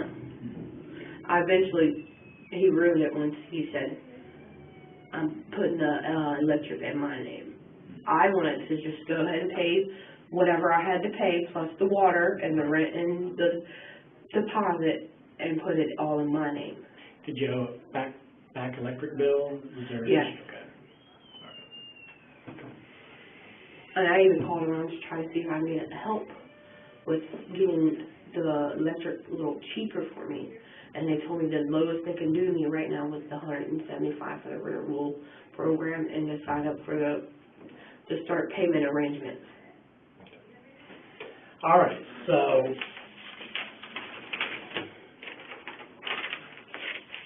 is everything you've told me today true? Yes. When your intention was, when you left him at Rush Run, when you were driving to Rush Run, Mm-hmm. when you were driving there, you did not intend to kill anybody. No, I did not. And when you were driving away, you felt in your mind that what would happen when you left these kids at the park? Mm-hmm. What did you think would happen? They might get hurt, or How would they get hurt? well, he told me that somebody might end up kidnapping them. Mm-hmm. I was like, I hope not. Right. What did you think would happen to them at the park? I knew eventually they were going to find their way back home, or they would have seen somebody going by and stop them. Mm-hmm. What did you think would happen at that point? Can you explain more, Sasha? Well, I'm trying to, because you had a plan, clearly had a plan, because you and James, the boyfriend, you guys talked about it. You knew where you were going to go. You were going to go to the area by the water. Well, when he tied them up or whatever it was. Or he tied them up Friday. Oh, I forgot about that. How did they get untied? I untied them. Okay. I had told him to go to bed. Mm-hmm. Like, I was letting it all go and just sleep on it. Right. And he kept nagging at me. He wouldn't let me go to bed. Mm-hmm. Even though after I had told the children to stay up there in the room and go to bed. Right. I will see them in the morning. Mm-hmm. He insisted on, no, you have to get rid of them. You can't go to bed until you get rid of them. Mm-hmm. I said, I don't want to get rid of them. Right. Why can't we just go to bed? Mm-hmm. I was like, I'm tired, it's late. I don't want to get rid of my children. Right. I was going to look at him and tell him, why don't you go somewhere? Mm-hmm. And he said, I don't have to, I pay the bills here. You told him that, and that was his response? And the only bill he paid is electric. Right. And then I started thinking, like, maybe I should have just called the cops. Mm-hmm. They probably would have made him leave, right? If it was in my name or a... Gosh, if we knew what he had done to the kids, tied them up and put them in we would have taken him to jail. That's domestic violence. Well, see, I don't know nothing about the law, Mm-hmm. or I would have done that. Yeah. So, you get him untied, you tell him to go to bed. He won't let you go to sleep until you get rid of him. Yeah, they started to go to bed. Mm-hmm. Because I already told them, lay out their bedding, lay down, Right. go ahead and go to sleep. Mm-hmm. Because I was literally getting ready to go. Well, you know, I smoke cigarettes. I told you that. I was going to smoke a cigarette and then go to sleep. Right. Well, I smoked my cigarette and then he went back to started trying to argue with me. I kept trying my best to ignore him. Mm-hmm. And he kept saying, brick walls, brick walls. What's that mean? Basically talk to the wall. Okay. Because I wasn't acknowledging that he was speaking to me. Wow. I was trying to block him out, basically. Mm-hmm. And finally, I just couldn't deal with it. What I should have done was just got up, walked away, and went to bed. Mm-hmm. But I was still trying to enjoy my last cigarette before I went to sleep. Right. And he still wanted to sit there and constantly argue with me. I looked at him a couple times and told him, shut up, Right. because I didn't want to hear it. Mm-hmm. He told me to make him shut up. I said, I'm not going to put my hands on you to make you shut up. You have the choice to either shut up or leave me alone or else. Right. So then at that time, who the hell you? I'm still trying to wake up, and where was I at? So, you told the kids to go to bed, you're having your last cigarette, you just want him to shut up, and your intention is to go to bed. Yes. Right.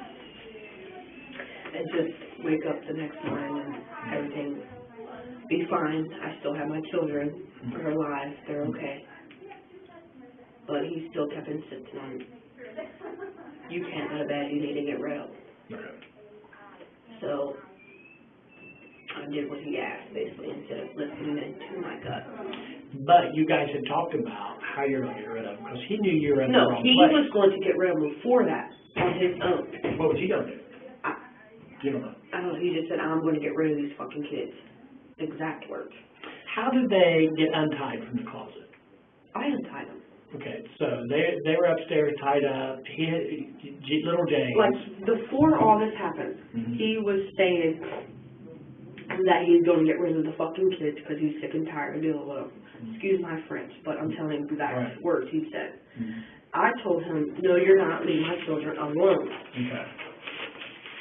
And he said, you want to watch? I'm ready to rest my neck or go be with my mom, which his mom is dead. And that's what he kept telling me over and over and over and over. Basically, almost every day of my life. Okay, so James ties up the kids in the closet. This is Friday. Yes. Friday night. Friday night. All this. So you untie the kids. Yes. See, that's probably what I should have told him, too. It would have helped out a lot more, huh? All right. So you untie the kids. You want to go to sleep. He won't let you sleep. Yes. The kids were going to sleep upstairs. They were already in bed? Yes. And he's saying, no, you can't sleep until you get rid of the kids. Yep. Now I see why you said there's a gap or something missing. Yeah. Now I understand now after listening to you saying. So he says, nope, you can't sleep till you get rid of these kids. And at some point you talked about it, how you're going to get rid of these kids, because he knew you were in the wrong place. Well, he told me I got the best place for them. James, Big James, says he's got the best not my place son. for him. Right. And that's when he told me rush, run. I got the best place for you. What did he tell you to do? He said just take them and drop them off. Just take them and drop them off? Because James, Big James, he wants to get rid of the kids for good. He doesn't want them back. I So don't know what surely he told you something besides just drop them off. No, that's exactly what he said. I wasn't trying. Well, actually, this is exactly what he said. Take them and drop them off. I don't care what you do with them. Okay. If that helps too. Yeah. So he's trying to remove himself a little bit. Go there, take them and drop them off. I don't care what you do with them. And I looked at him and said, do you think I want to get rid of my own flesh and blood? And he just said, I don't care, get rid of them and do something with them. And I kept asking him over and over, why should I get rid of my children? At what point, and it might have been way before Friday, at what point did you discuss leaving them at the firehouse? And James, Big James, in the hotel. At the hotel. At the hotel, you'd already talked about getting rid of them at the hotel. No, he had told me I need to get rid of them. So I was thinking of the best way that I knew they weren't going to get hurt or any of that. And you talked about dropping off firehouse. Why, now, your first child was, right? Yes. Why didn't you talk about just doing it as you did with, because it was 1.5? Well, when I called 2 for 1 kids, I even called them myself. Who'd you call? 2 for 1 kids. 2 for 1? For the children's, well, I don't know if it's called 2 for 1 kids in Middletown or Dayton, because that's where I was at in Dayton. So I had called the Job and Family Services and had asked to talk to someone to go about how to get rid of the children because basically I was concerned about their safety and I didn't want nothing to happen to them. Right. So they told me the only thing they could do was open up a case. I couldn't get rid of them or nothing. And he wasn't for it. Why wasn't he for that? I know he said, no, don't do it. I'm guessing because he thought I was going to be able to just get rid of them, like bandage. Do you know how long ago was that you talked to someone about getting rid of the I'm children? trying to remember the lady's name. She told me the lady's name. Mm-hmm. I had wrote it down too, but I can't go home and give you the paper. Right.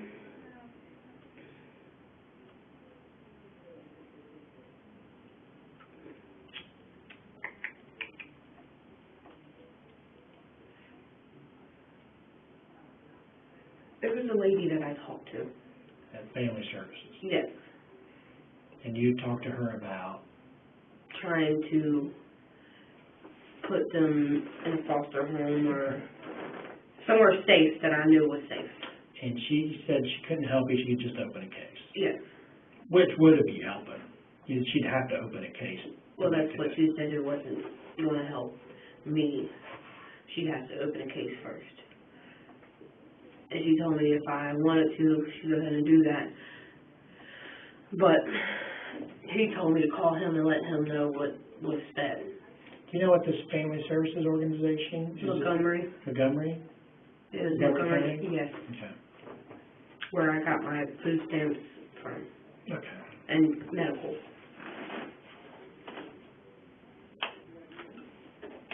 Okay. So you had called them while you were living in the motel with Family Services in Montgomery County. Yeah. What was your intention to do like you had done with? Yes. Mm-hmm. Okay. But that didn't work because they had to open a case. And Yes. James, Yes. Big James didn't want you to do that. Yes. All right. Does it make a lot more sense now? Yeah, it is. Okay.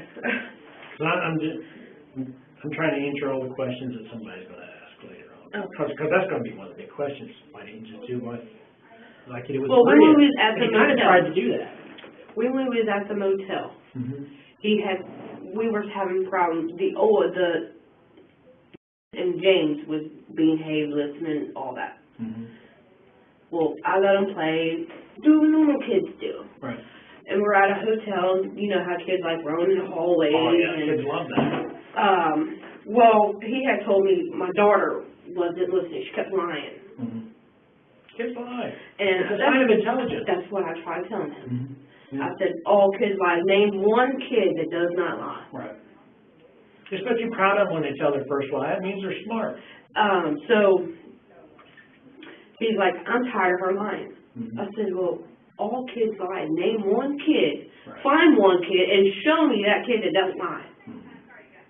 Because I knew right then there. Right. But as adults, we stop lying because we realize there's consequences of that. Right. But kids don't. Eventually, later on down the line, when they get on my age, they'll learn. Right. Okay. But anyways, back to the hotel situation. Right. Wasn't listening. I just told her to get in the corner to basically let her know, like, hey, you can't be lying. Right.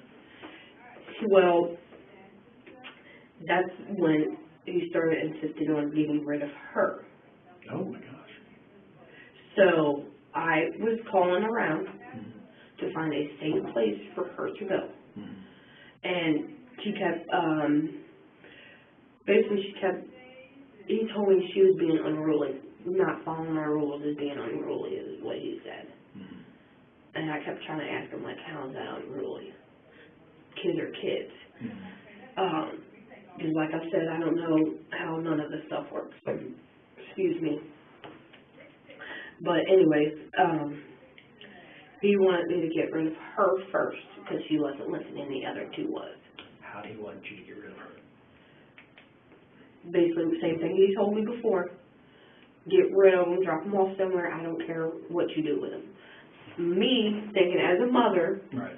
was thinking the safest place Mm-hmm. to take them. And either adopt them out or get myself out of the situation I was in. Right. If that's making a lot of sense to you. Because it's making a lot of sense to me. Exactly. Because, as I said, I didn't want to harm my children. And as you can tell of me telling you, I was trying to get rid of her the safest way. Right.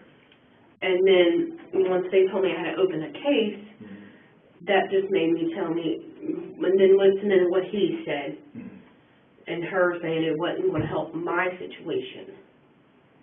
what I should have done was asked her, what can I do for me and my children that don't feel safe?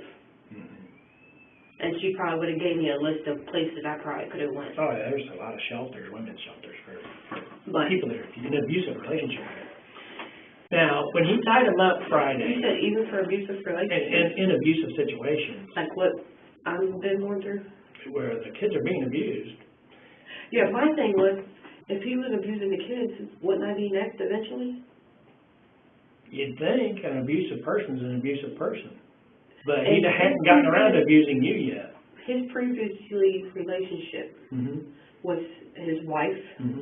they had a daughter. Right. Well, she had a daughter. He was raising her since she was in diapers. Mm-hmm. Well, in between all that, he was in jail before that for I don't know what, but he Right. had said he was in jail before that. Mm-hmm. Well, he had got released when, in 2007, Mm-hmm.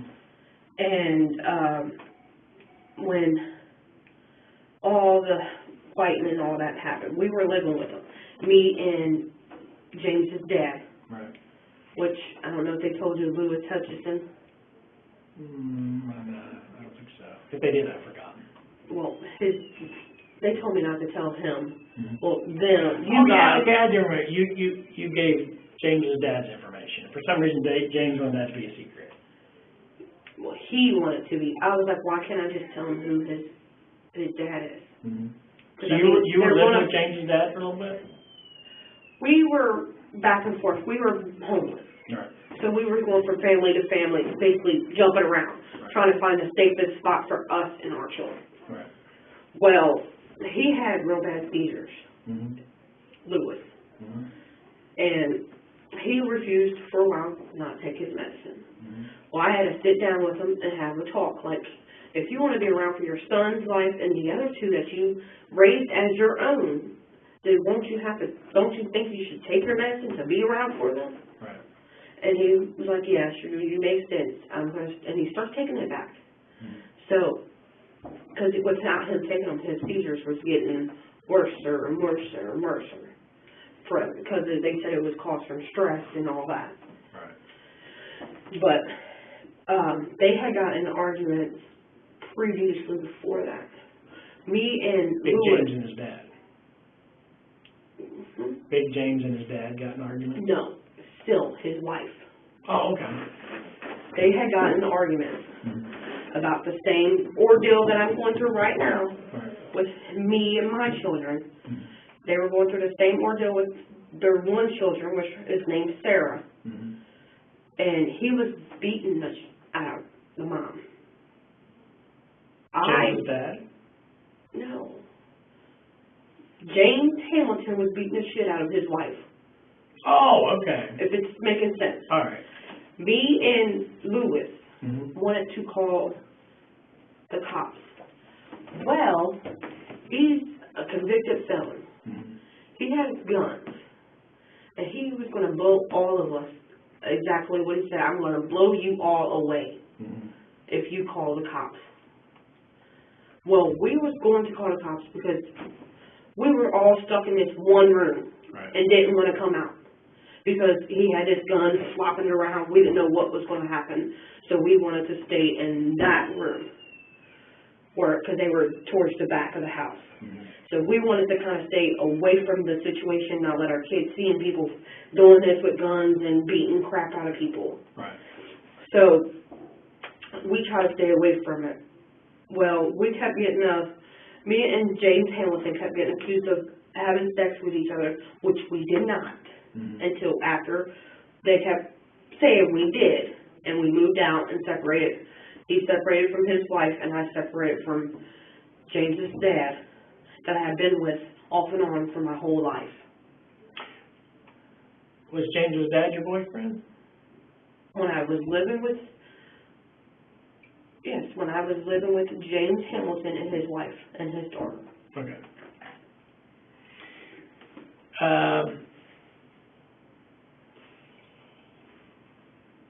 I know you're probably confused like you're telling me your whole life story. Yeah. I had a question.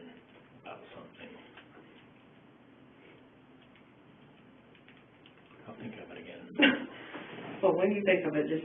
Because there's a lot of, Hold on, I got that question back. there's a lot of information you're giving me. Well, I don't know what his name was, the detective that I. Detective Hoover? Yes, he told me any information will help my situation.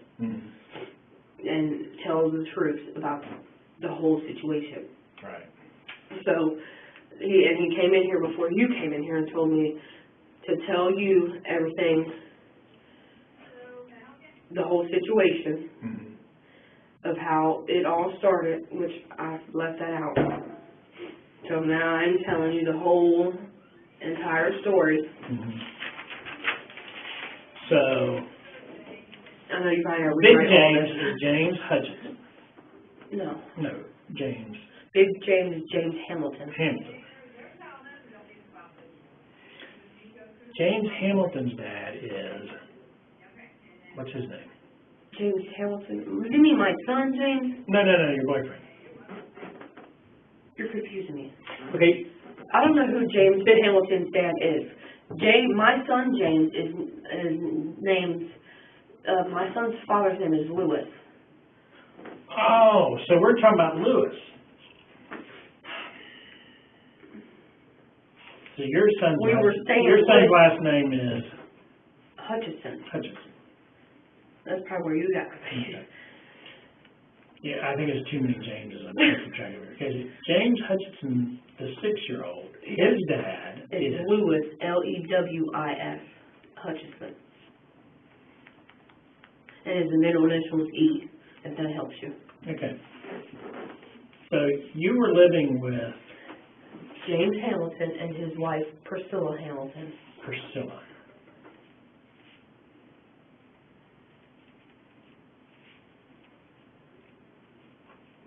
You were all living together for a period of time? And plus my 2 other children and her kid. Her kid. Where was this going on at? 1229 Woodside Boulevard. 1229 Woodside Boulevard.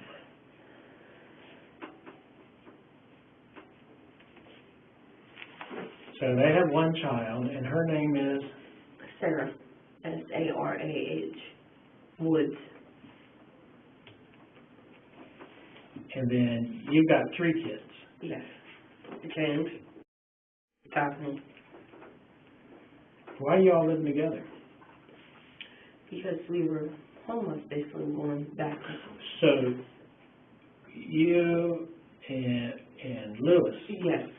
You were living with them. Yes. Because you were homeless. Yes. Okay. All right. I'm clear on that. I remember my question was. Gagging someone, putting dirty underwear in their mouths, and tying it up like that is sort of sexual because some people are into bondage. And it's not like he took a washcloth that's not attached to your genitalia ever and put it in their mouth. If he just wanted them to be quiet, he put like a washcloth, a shirt, I went to go get him a washcloth. But putting dirty underwear in your mouth, he insisted on the it's underwear. kind of sexual. Is he sexually abusing these children? Not that I'm aware of. But you see my meaning? Yes. You see where I'm coming Yes. from there? Because he's taking something that's touching their sexual organs and he's putting it in their mouth. So some people would see that as a kind of perverted sexual thing. Yes. I don't know. I know nothing about it. My children's never mentioned anything about it to me. Maybe he said something to them not to mention it to me. Because as I was saying before, his previous relationship, he was threatening to kill all of us. And before that happened, because we were trying to help Priscilla get out of the situation she was in with him. But I'm going back to the dirty underwear thing. Because it wasn't even clean underwear. For some reason, it's dirty underwear. Yes. He made me get him out, the dirty underwear. See, that's sexual. Do you think he was doing anything sexual to him? Is there any clues that he was? Any clues that he was? Clues? I mean, did he talk about, I'd like the kids to join us in our sex act? No. He wanted them to watch. He wanted to see them naked, anything like that?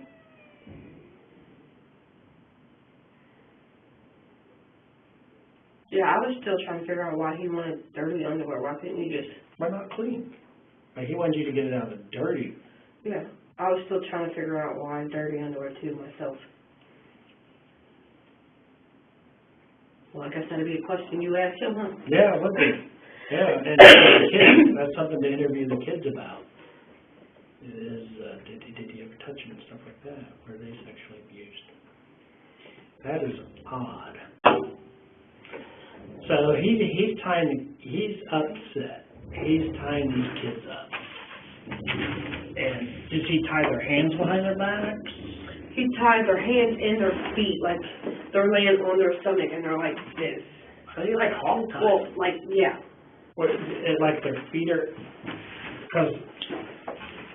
Well, their hands are like this, and he does the feet, bends the feet back. Is it like that? Like this is their face, this is their arms, and Yes, their feet? yes. Oh my gosh. And then the one rope around the mouth. With dirty underwear. Yes. And he made you get the underwear. Yes. Did you hold them down while he tied them up? Nope. So they're laying in the closet hog-tied. I sat there with smoking a cigarette saying, you don't need to do this. My goodness. And why did you do that? Because he said they wasn't listening. They wasn't listening. And he was fed up with it. Okay, I'm going to have to start my list again. So Friday, he's upset, they won't listen, so he hog-ties them. Mm-hmm. Puts them where? Upstairs. He makes you get out dirty underwear. Yes. Told me to find the most dirtiest underwear ever of theirs. Most dirtiest underwear ever.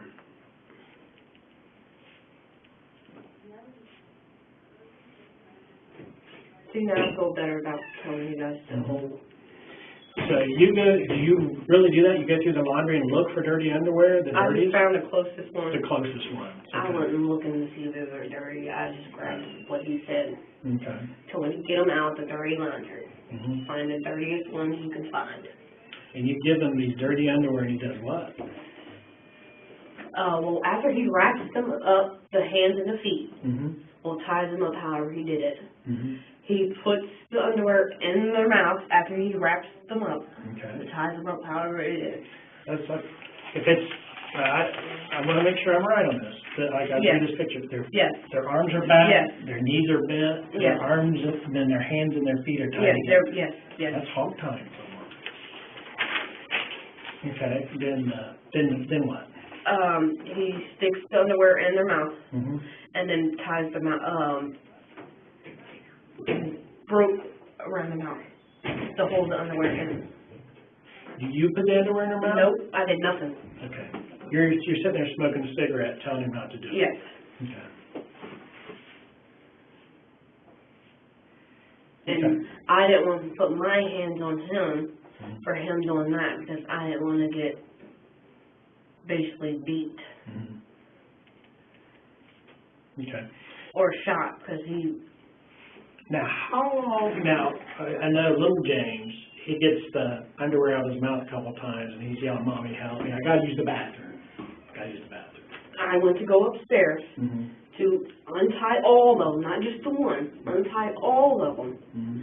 And he insisted on, no, leave them be. He jumped ahead of me before I could even get up Wow. because we were sitting on the couch. Mm-hmm. I heard James yelling something. I couldn't make it out. But he had said that when he went upstairs, James said that he was yelling for me to let him untie him and let him use the bathroom. And like I told him, Mm-hmm. you should have never tied him up anyway. Right. To just, he's like, and then that's when I told you, he told me if I was to go upstairs to untie them, to get, he was either going to get rid of them or I would need to get rid of them. Okay. So did you go upstairs that time? Yes, I sure did. Mm-hmm. How long were they up there tied up like that?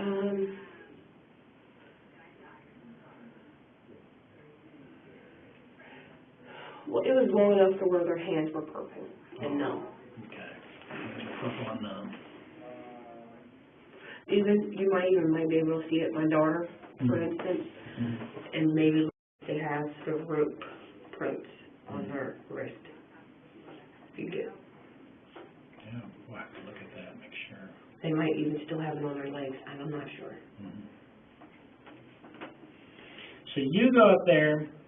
And that's probably how they said my daughter looked like she had a black eye. Mm-hmm. I really couldn't tell because of lighting. Mm-hmm. So that's probably why she's got a black eye. It's probably he might have hit her for doing something she wasn't supposed to do because he went upstairs several times because he kept hearing noises. Right. I told him to leave them alone. I'm about to go up there and untie them up because they don't deserve this. No. So you go up there and untie him? Mm-hmm. Where's he at when you're untying him? Sitting downstairs on the couch. Mm-hmm. Well, I went to have them come back downstairs this Mhm. week where I knew where they were. Especially after him tying them up, they would probably be scared shitless of what was going to happen to them next. So I wanted them to go downstairs and sleep in the living room. He looked at me and said, I don't want to see them kids. I don't want to even look at them kids. Keep them the fuck upstairs. I said, so they can't even use the bathroom? Because the bathroom's downstairs? Yes. And they have to go down the stairs through the kitchen to the bathroom. Well, through the kitchen to the laundry room to the bathroom. And he would see them going from the living room's right there at the kitchen. So the couch is on this wall. Right. He would see them walking to the bathroom. Okay. So you untied him. They came downstairs. He said, no, he doesn't even want to see him. And then what happens? I yelled up there and said, please go to sleep upstairs. I'll be up every so often to check on you guys, make sure you guys are okay. Right. And make sure they were sleeping fine, they wouldn't have nightmares from what had just previously happened to them. And make sure they were breathing fine and all that. And plus they kept saying, Mom, my hands are numb, Mom, my hands are numb. I didn't know what to do. He told them just to do this and do this to get the flow back in the... Blood flow back in? Yes.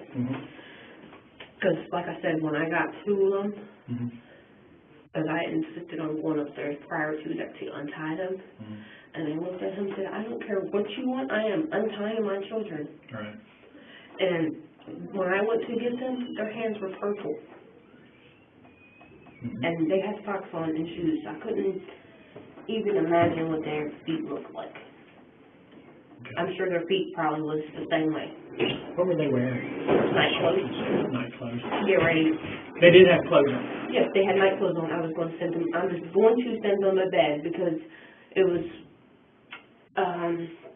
around 8 o'clock at night when it happened. When he started to tying up and, well, actually it was around, I'm going to say anywhere from 7 to 8 because it was getting close to bedtime. They go to bed at 9. Okay. When you untied him, it was about 7 or 8. No. When he started tying them up. Oh, okay.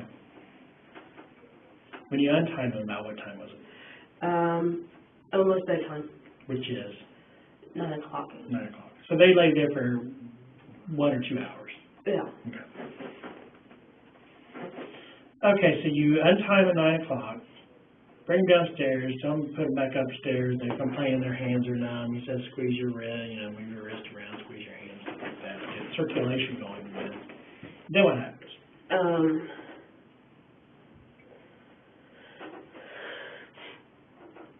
I went to go bring him, I told him to come back downstairs. Because he made him piss himself too. So I made him change. I knew it was right. Change your clothes so you don't get raw and all that. I made them change their clothes. Did all 3 of them? Yes. Okay. I made them change their clothes because they had what they had on because we had went somewhere before that to the store or something. And normally I take all 3 of my children with me. All right. To go to the grocery store, doctors, whatever, unless they're in school. Because I felt more safe when they were with me than leaving them alone. And especially after me telling you, you see why I'd rather keep them with me. Right. But, and plus with me being raped, so I didn't I learned not to leave anybody alone. Right. Well, especially a little child alone. Exactly. So even when I went to go do laundry, I took him with me. And when he did want me to leave him at the house, I tried to hurry up and get what I had done, needed to get done and get back. Sometimes he did want you to leave the kids at the house? He told me they don't deserve to go outside. And Or they don't deserve to go nowhere. Okay. So sometimes he would try to get you to keep the kids with him alone. Mm-hmm. All right. When you left them alone with him, when you got home, They were still the same way we're at, they were still, in the corners. they'd be in the corners? Would they be wearing the same clothes? Did you notice anything unusual when you got back? To be honest, I really didn't. You didn't? Okay. I didn't even think about it. All right. Because of the dirty underwear thing. Yes, I didn't think about it. Okay. So, they cleaned up, because when you untied them, they pissed themselves, and, All three of them pissed themselves. all three of them. Because like I said before that, James was asking to use the bathroom. Mm-hmm.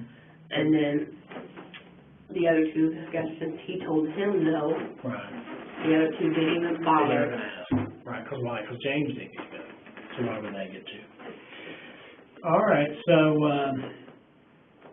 the other time they came downstairs, he said, no, he doesn't even want to see them. They go back upstairs. They didn't even get the chance to come downstairs. Oh, they didn't even make it downstairs. They were still changing their clothes. Okay. So they didn't get a wash off even, because you don't have any water upstairs. No. So they I wanted them to bath. get, I wanted them to get the clothes Okay. and at least get a rag, something, Mhm. let me wipe them off All right. until the next morning to Mhm. get a bath. Mm-hmm. And he wouldn't even let me let them downstairs to even this. You both let them downstairs. So you cleaned them up the best you could upstairs. Yes. Okay. So they get cleaned up as best they can without soap and water, and you leave them upstairs to go to sleep around No, I let them upstairs to get dressed in their own rooms. in their own rooms.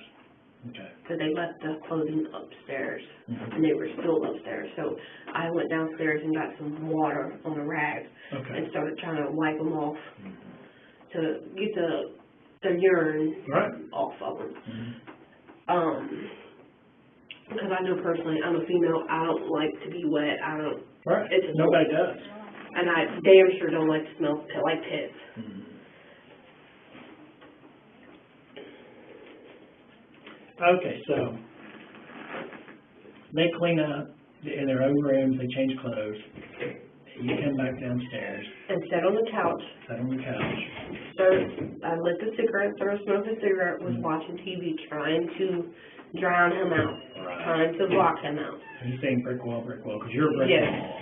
You're just Yes. not responding. Okay. And then what happens? That's when he said, I don't want to fucking see them, I don't even want to fucking look at them. So, I said, so you want them just to stay upstairs, not even come downstairs?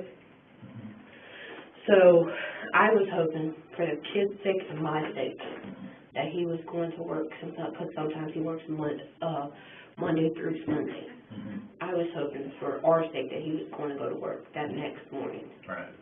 because I was not going to leave them upstairs. So you were hoping Saturday morning you'd go to work? Yes. Okay.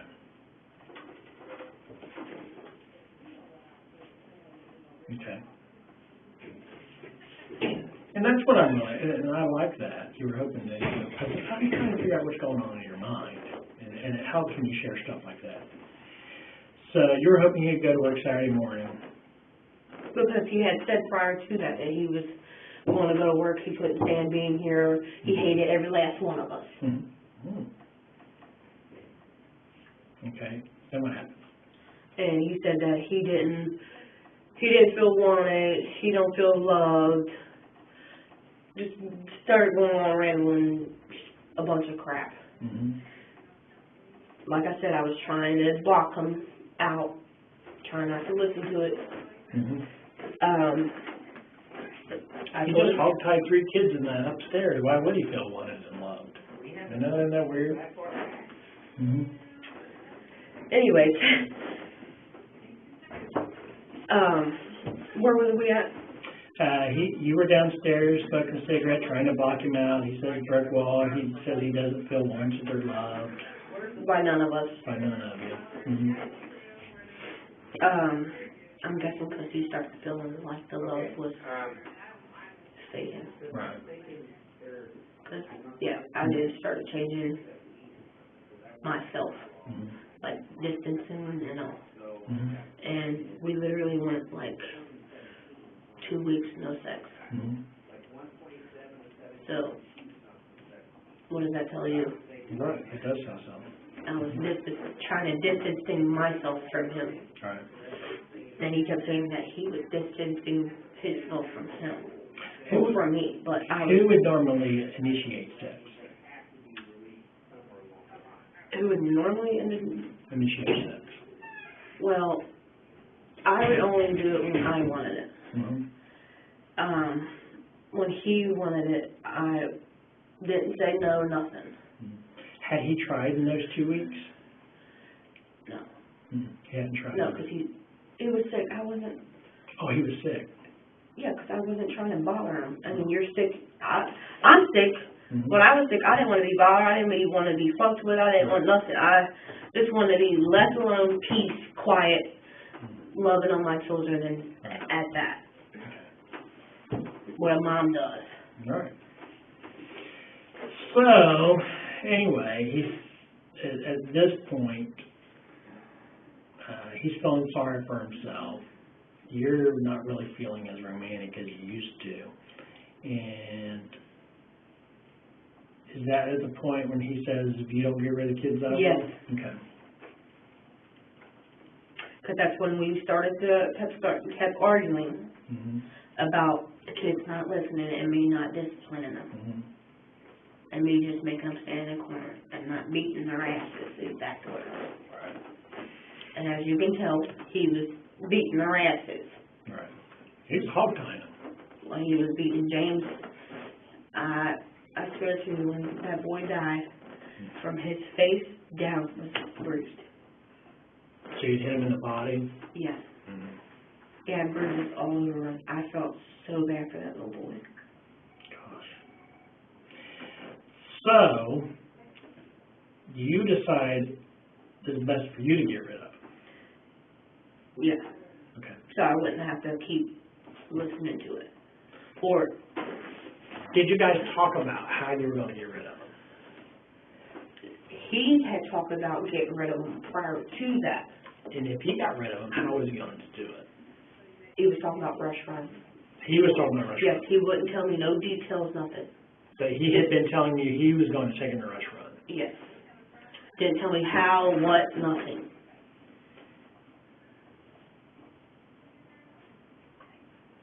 Have you ever been to rush run before? Once. And that was only because he has a friend named Dean and Ashley that lives out there, Mm-hmm. and that was the closest bathroom for the So kids. you just went there to use the bathroom? Yes. Mm-hmm. How long ago was that? It's been a while. That's why I said I didn't know I was lost. Remember? Mm-hmm. So when you were lost out there, you were in the wrong place. I typed in my GPS, Rush Run Mm-hmm. Park. Was there, the place that you ended up, was there a porta potty there? No. So it was, the reason you wanted to be at the right place was about the porta potty? The kids had to use the bathroom. Okay.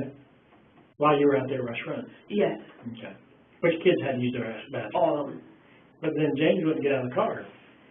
He was scared, so eventually he was just probably going to pee himself. Okay. But he had to use the bathroom, he just wouldn't get out of the Yeah. car because he was scared. He Why was scared. he scared? I was going to leave him. He was right. Did you tell him you were going to leave him? I told him I had no choice but to leave him. What did you say to them? I'm sorry, but I have no choice but to leave you guys.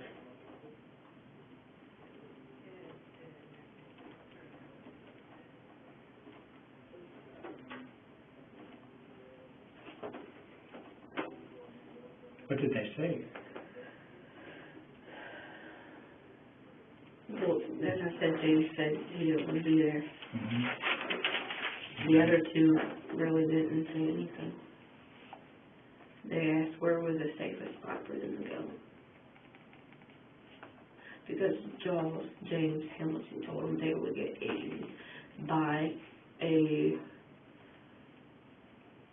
animal. I don't remember what animal it was. When did he tell them they would be eaten by an animal? He told them that when he started saying he was going to get rid of them and take them to a restaurant. So he was telling them... Yes, he said all he can do is just leave them there or tie them up to something and leave them there and let the coyotes eat them. Coyotes eat them. And as I was saying, I didn't want nothing to harm them, hurt them, nothing. So James Hamilton was telling them that he was going to take them to a restaurant, tie them up, and let the coyotes eat them. Yes. Okay. So you took them to a restaurant instead. Yes. Mm-hmm. And why not just let him do it, be the bad guy? Why did you do it? Honestly, I wasn't even thinking right nothing. Did you think coyotes would eat them? I was hoping they wouldn't. Mm-hmm. I don't know nothing about coyotes either, so. Mm-hmm. But you knew it was a possibility of coyotes. He even told everybody the coyotes are going to eat me too. Would eat you too? Yeah. Why would they eat you? I don't know. That's what he told me. They'll even eat me. I don't know if he wanted me dead too or what.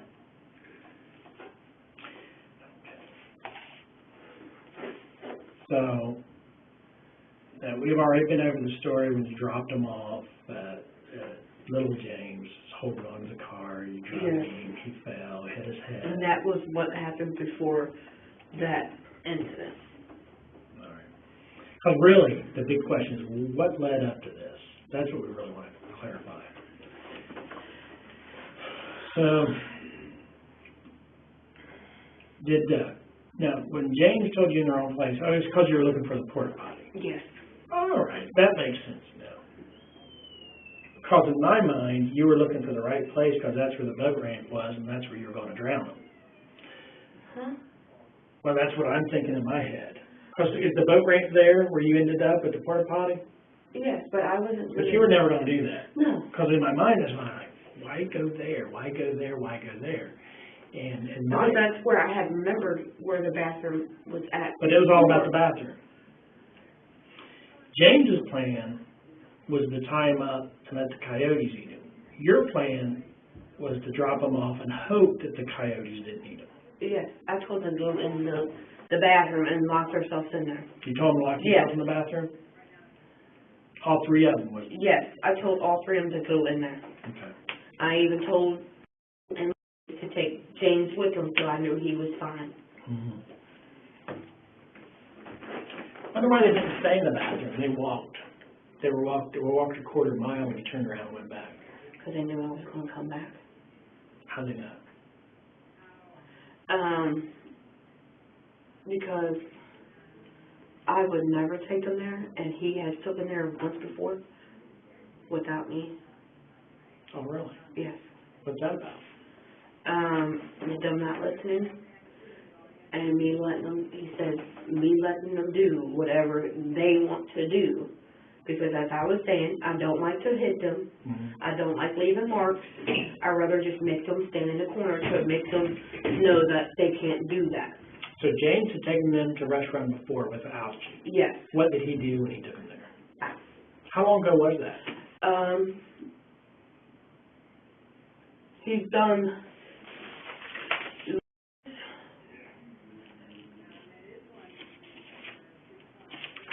Actually, it started when we was at the hotel. At the hotel. And he would do it late at night. When nobody was, well, when he thought nobody was up. Late at night, he took them. He took all three. He's taken all three of them before. Would they take them separately or Yes, together? separately. So one by one, he has taken them all to Rush Run at some And point. had brought them back. What would he do to them once he was at Rush Run? I don't know. See, that makes me go back to the dirty underwear in the mouth thing. Is he doing sexual things to him at Rush Run? I don't know. I really don't know. That he would take all of your I children. tried asking him, why did you take them there? And I was planning on to get rid of them. Mhm. Exactly all he said. Did any of the kids... And he would call me, and I'd tell him to bring them back home. Right. How long would he be gone with them at a time? Well, at that time we were staying in Dayton, so however long time it took them, it took several hours, I know that, from Dayton to all the way to that same area. And that's the same area he would take them to any other time. Well, that was the same area we had stopped all together to use that bathroom. Was there ever an issue where the kids came back and later they got a urinary tract infection or My blood? daughter has a lot. She gets a lot of urinary tract infections. Does she get blood in her underwear? I haven't seen no blood. How about the boys? Would they ever complain about being injured or their bottom hurting? No, just James, he has stomach issues. He was constantly, like if he drank too much juice, like the sugar was bothering his stomach really, really bad. And I had took him to the doctors, and they said it runs in the blood of the family because his dad,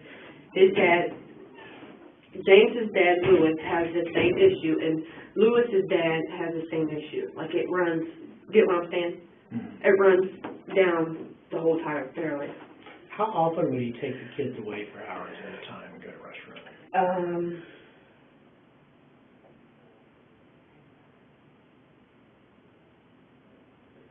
I'm going to say several times. Several times each? Yes. I know for a fact he's taken 2 times. Mm-hmm. I believe he took actually all three of them 2 times. 2 times each? And he'd be gone 2 for different hours. times, yes. And it'd just be them? Yes. Them alone? Yes. All right. Would you take any of them to the, like you said, the little girls get urinary tract infection? Did you take them to the hospital? Or when she kept saying it hurts down there. Mm-hmm. I did take her to the hospital. They told me she had yeast infection. Mm-hmm. At that time, like I said, I didn't think any of raping, none of that. They said she had yeast infection, something else. But recently she just started that back. Mm-hmm. She started that when I was with Lewis. But that was because she wasn't wiping, and that's exactly what they told me. She wasn't wiping herself. Mm-hmm.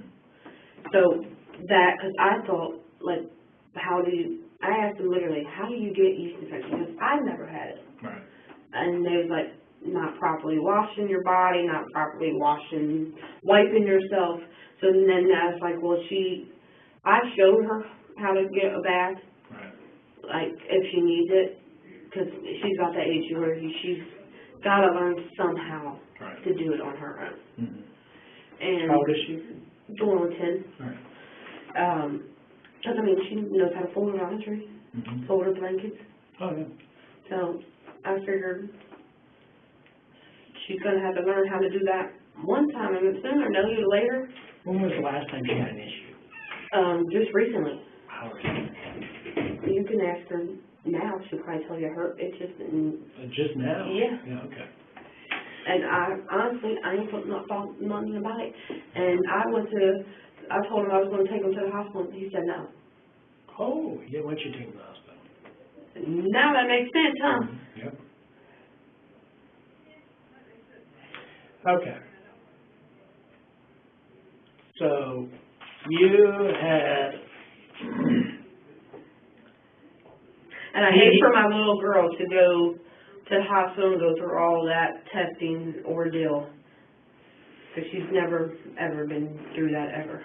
Mm-hmm. Now, I know that can be an experience. Hopefully she hasn't gone through a worse experience with Big James.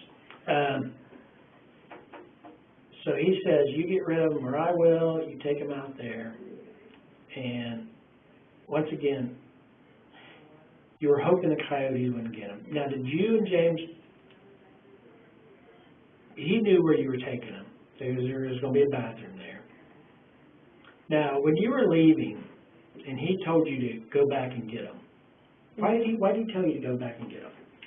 Because, like I told you, I wasn't doing nothing right. Mm-hmm. Basically, because I wasn't going to do whatever he had planned for them. I don't know what he had planned for them, but my intention was not to harm them in any way. Mm-hmm. My intention was to make sure they were in that bathroom, and when I left there, I knew they were in that bathroom. Right. But little James wasn't. Yes. He was on the asphalt. And the other two was trying their best Mm-hmm. to get James in the bathroom with them. How do you know they were trying their best to get him? Because they kept saying, doing this, saying, Bubby, come on. You saw him doing that? Yes. So you saw him laying on the ground when you left? No, I set him on the ground. Right. He stood up trying to get back in the van. Right. And before I got back in the van, I told them to get your brother and get him in the bathroom with you guys. Okay. Is it making sense now? And then they were saying, come on, Bubba, come Yes, on. I see him going out grabbing his arm, trying to get him in the bathroom. But my big question's going to be, everything you've told me today, have you intentionally left anything out? Nope.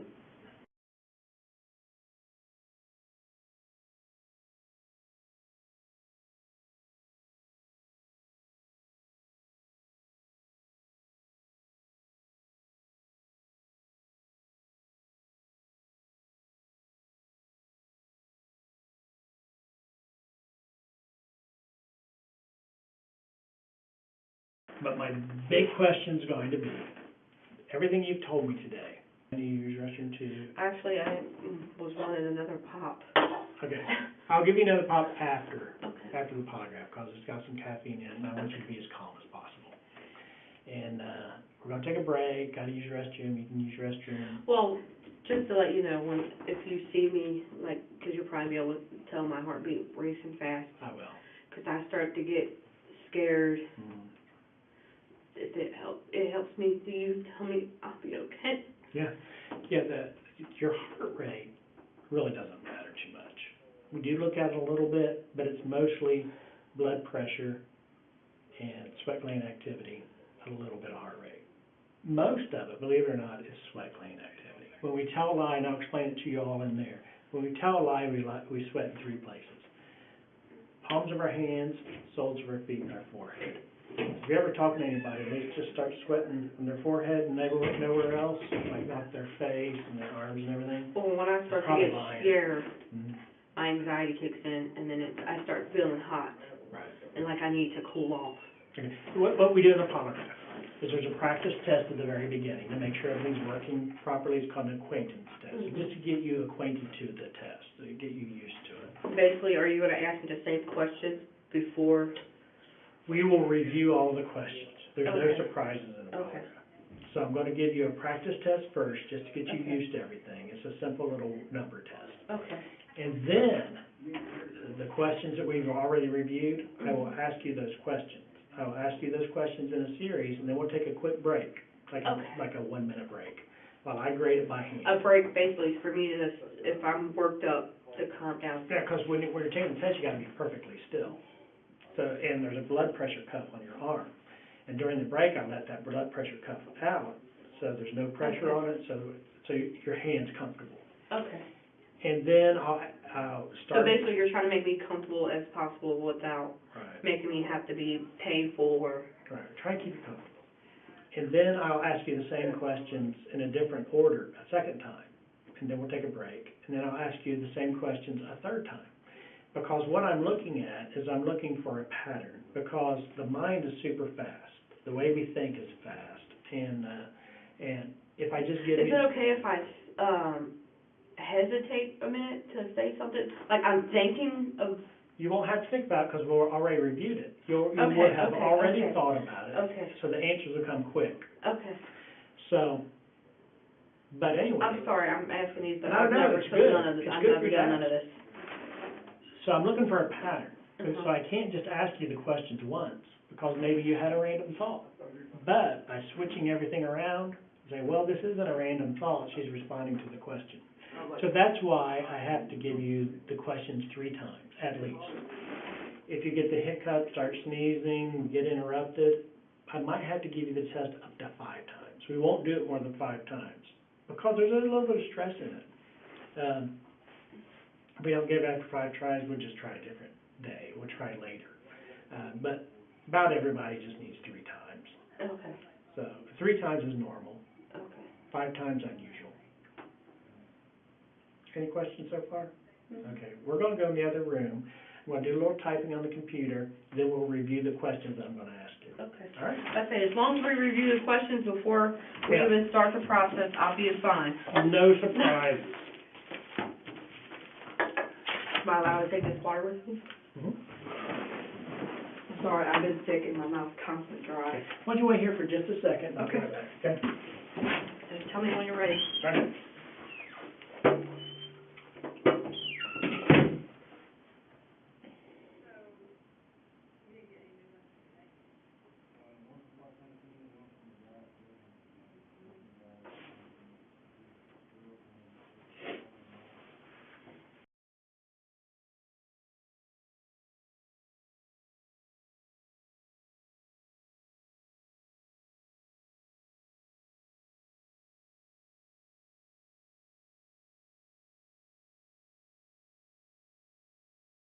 Comment, subscribe, share.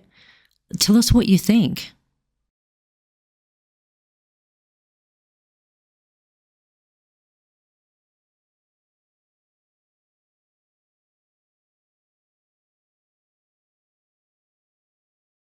But yeah, what I said before,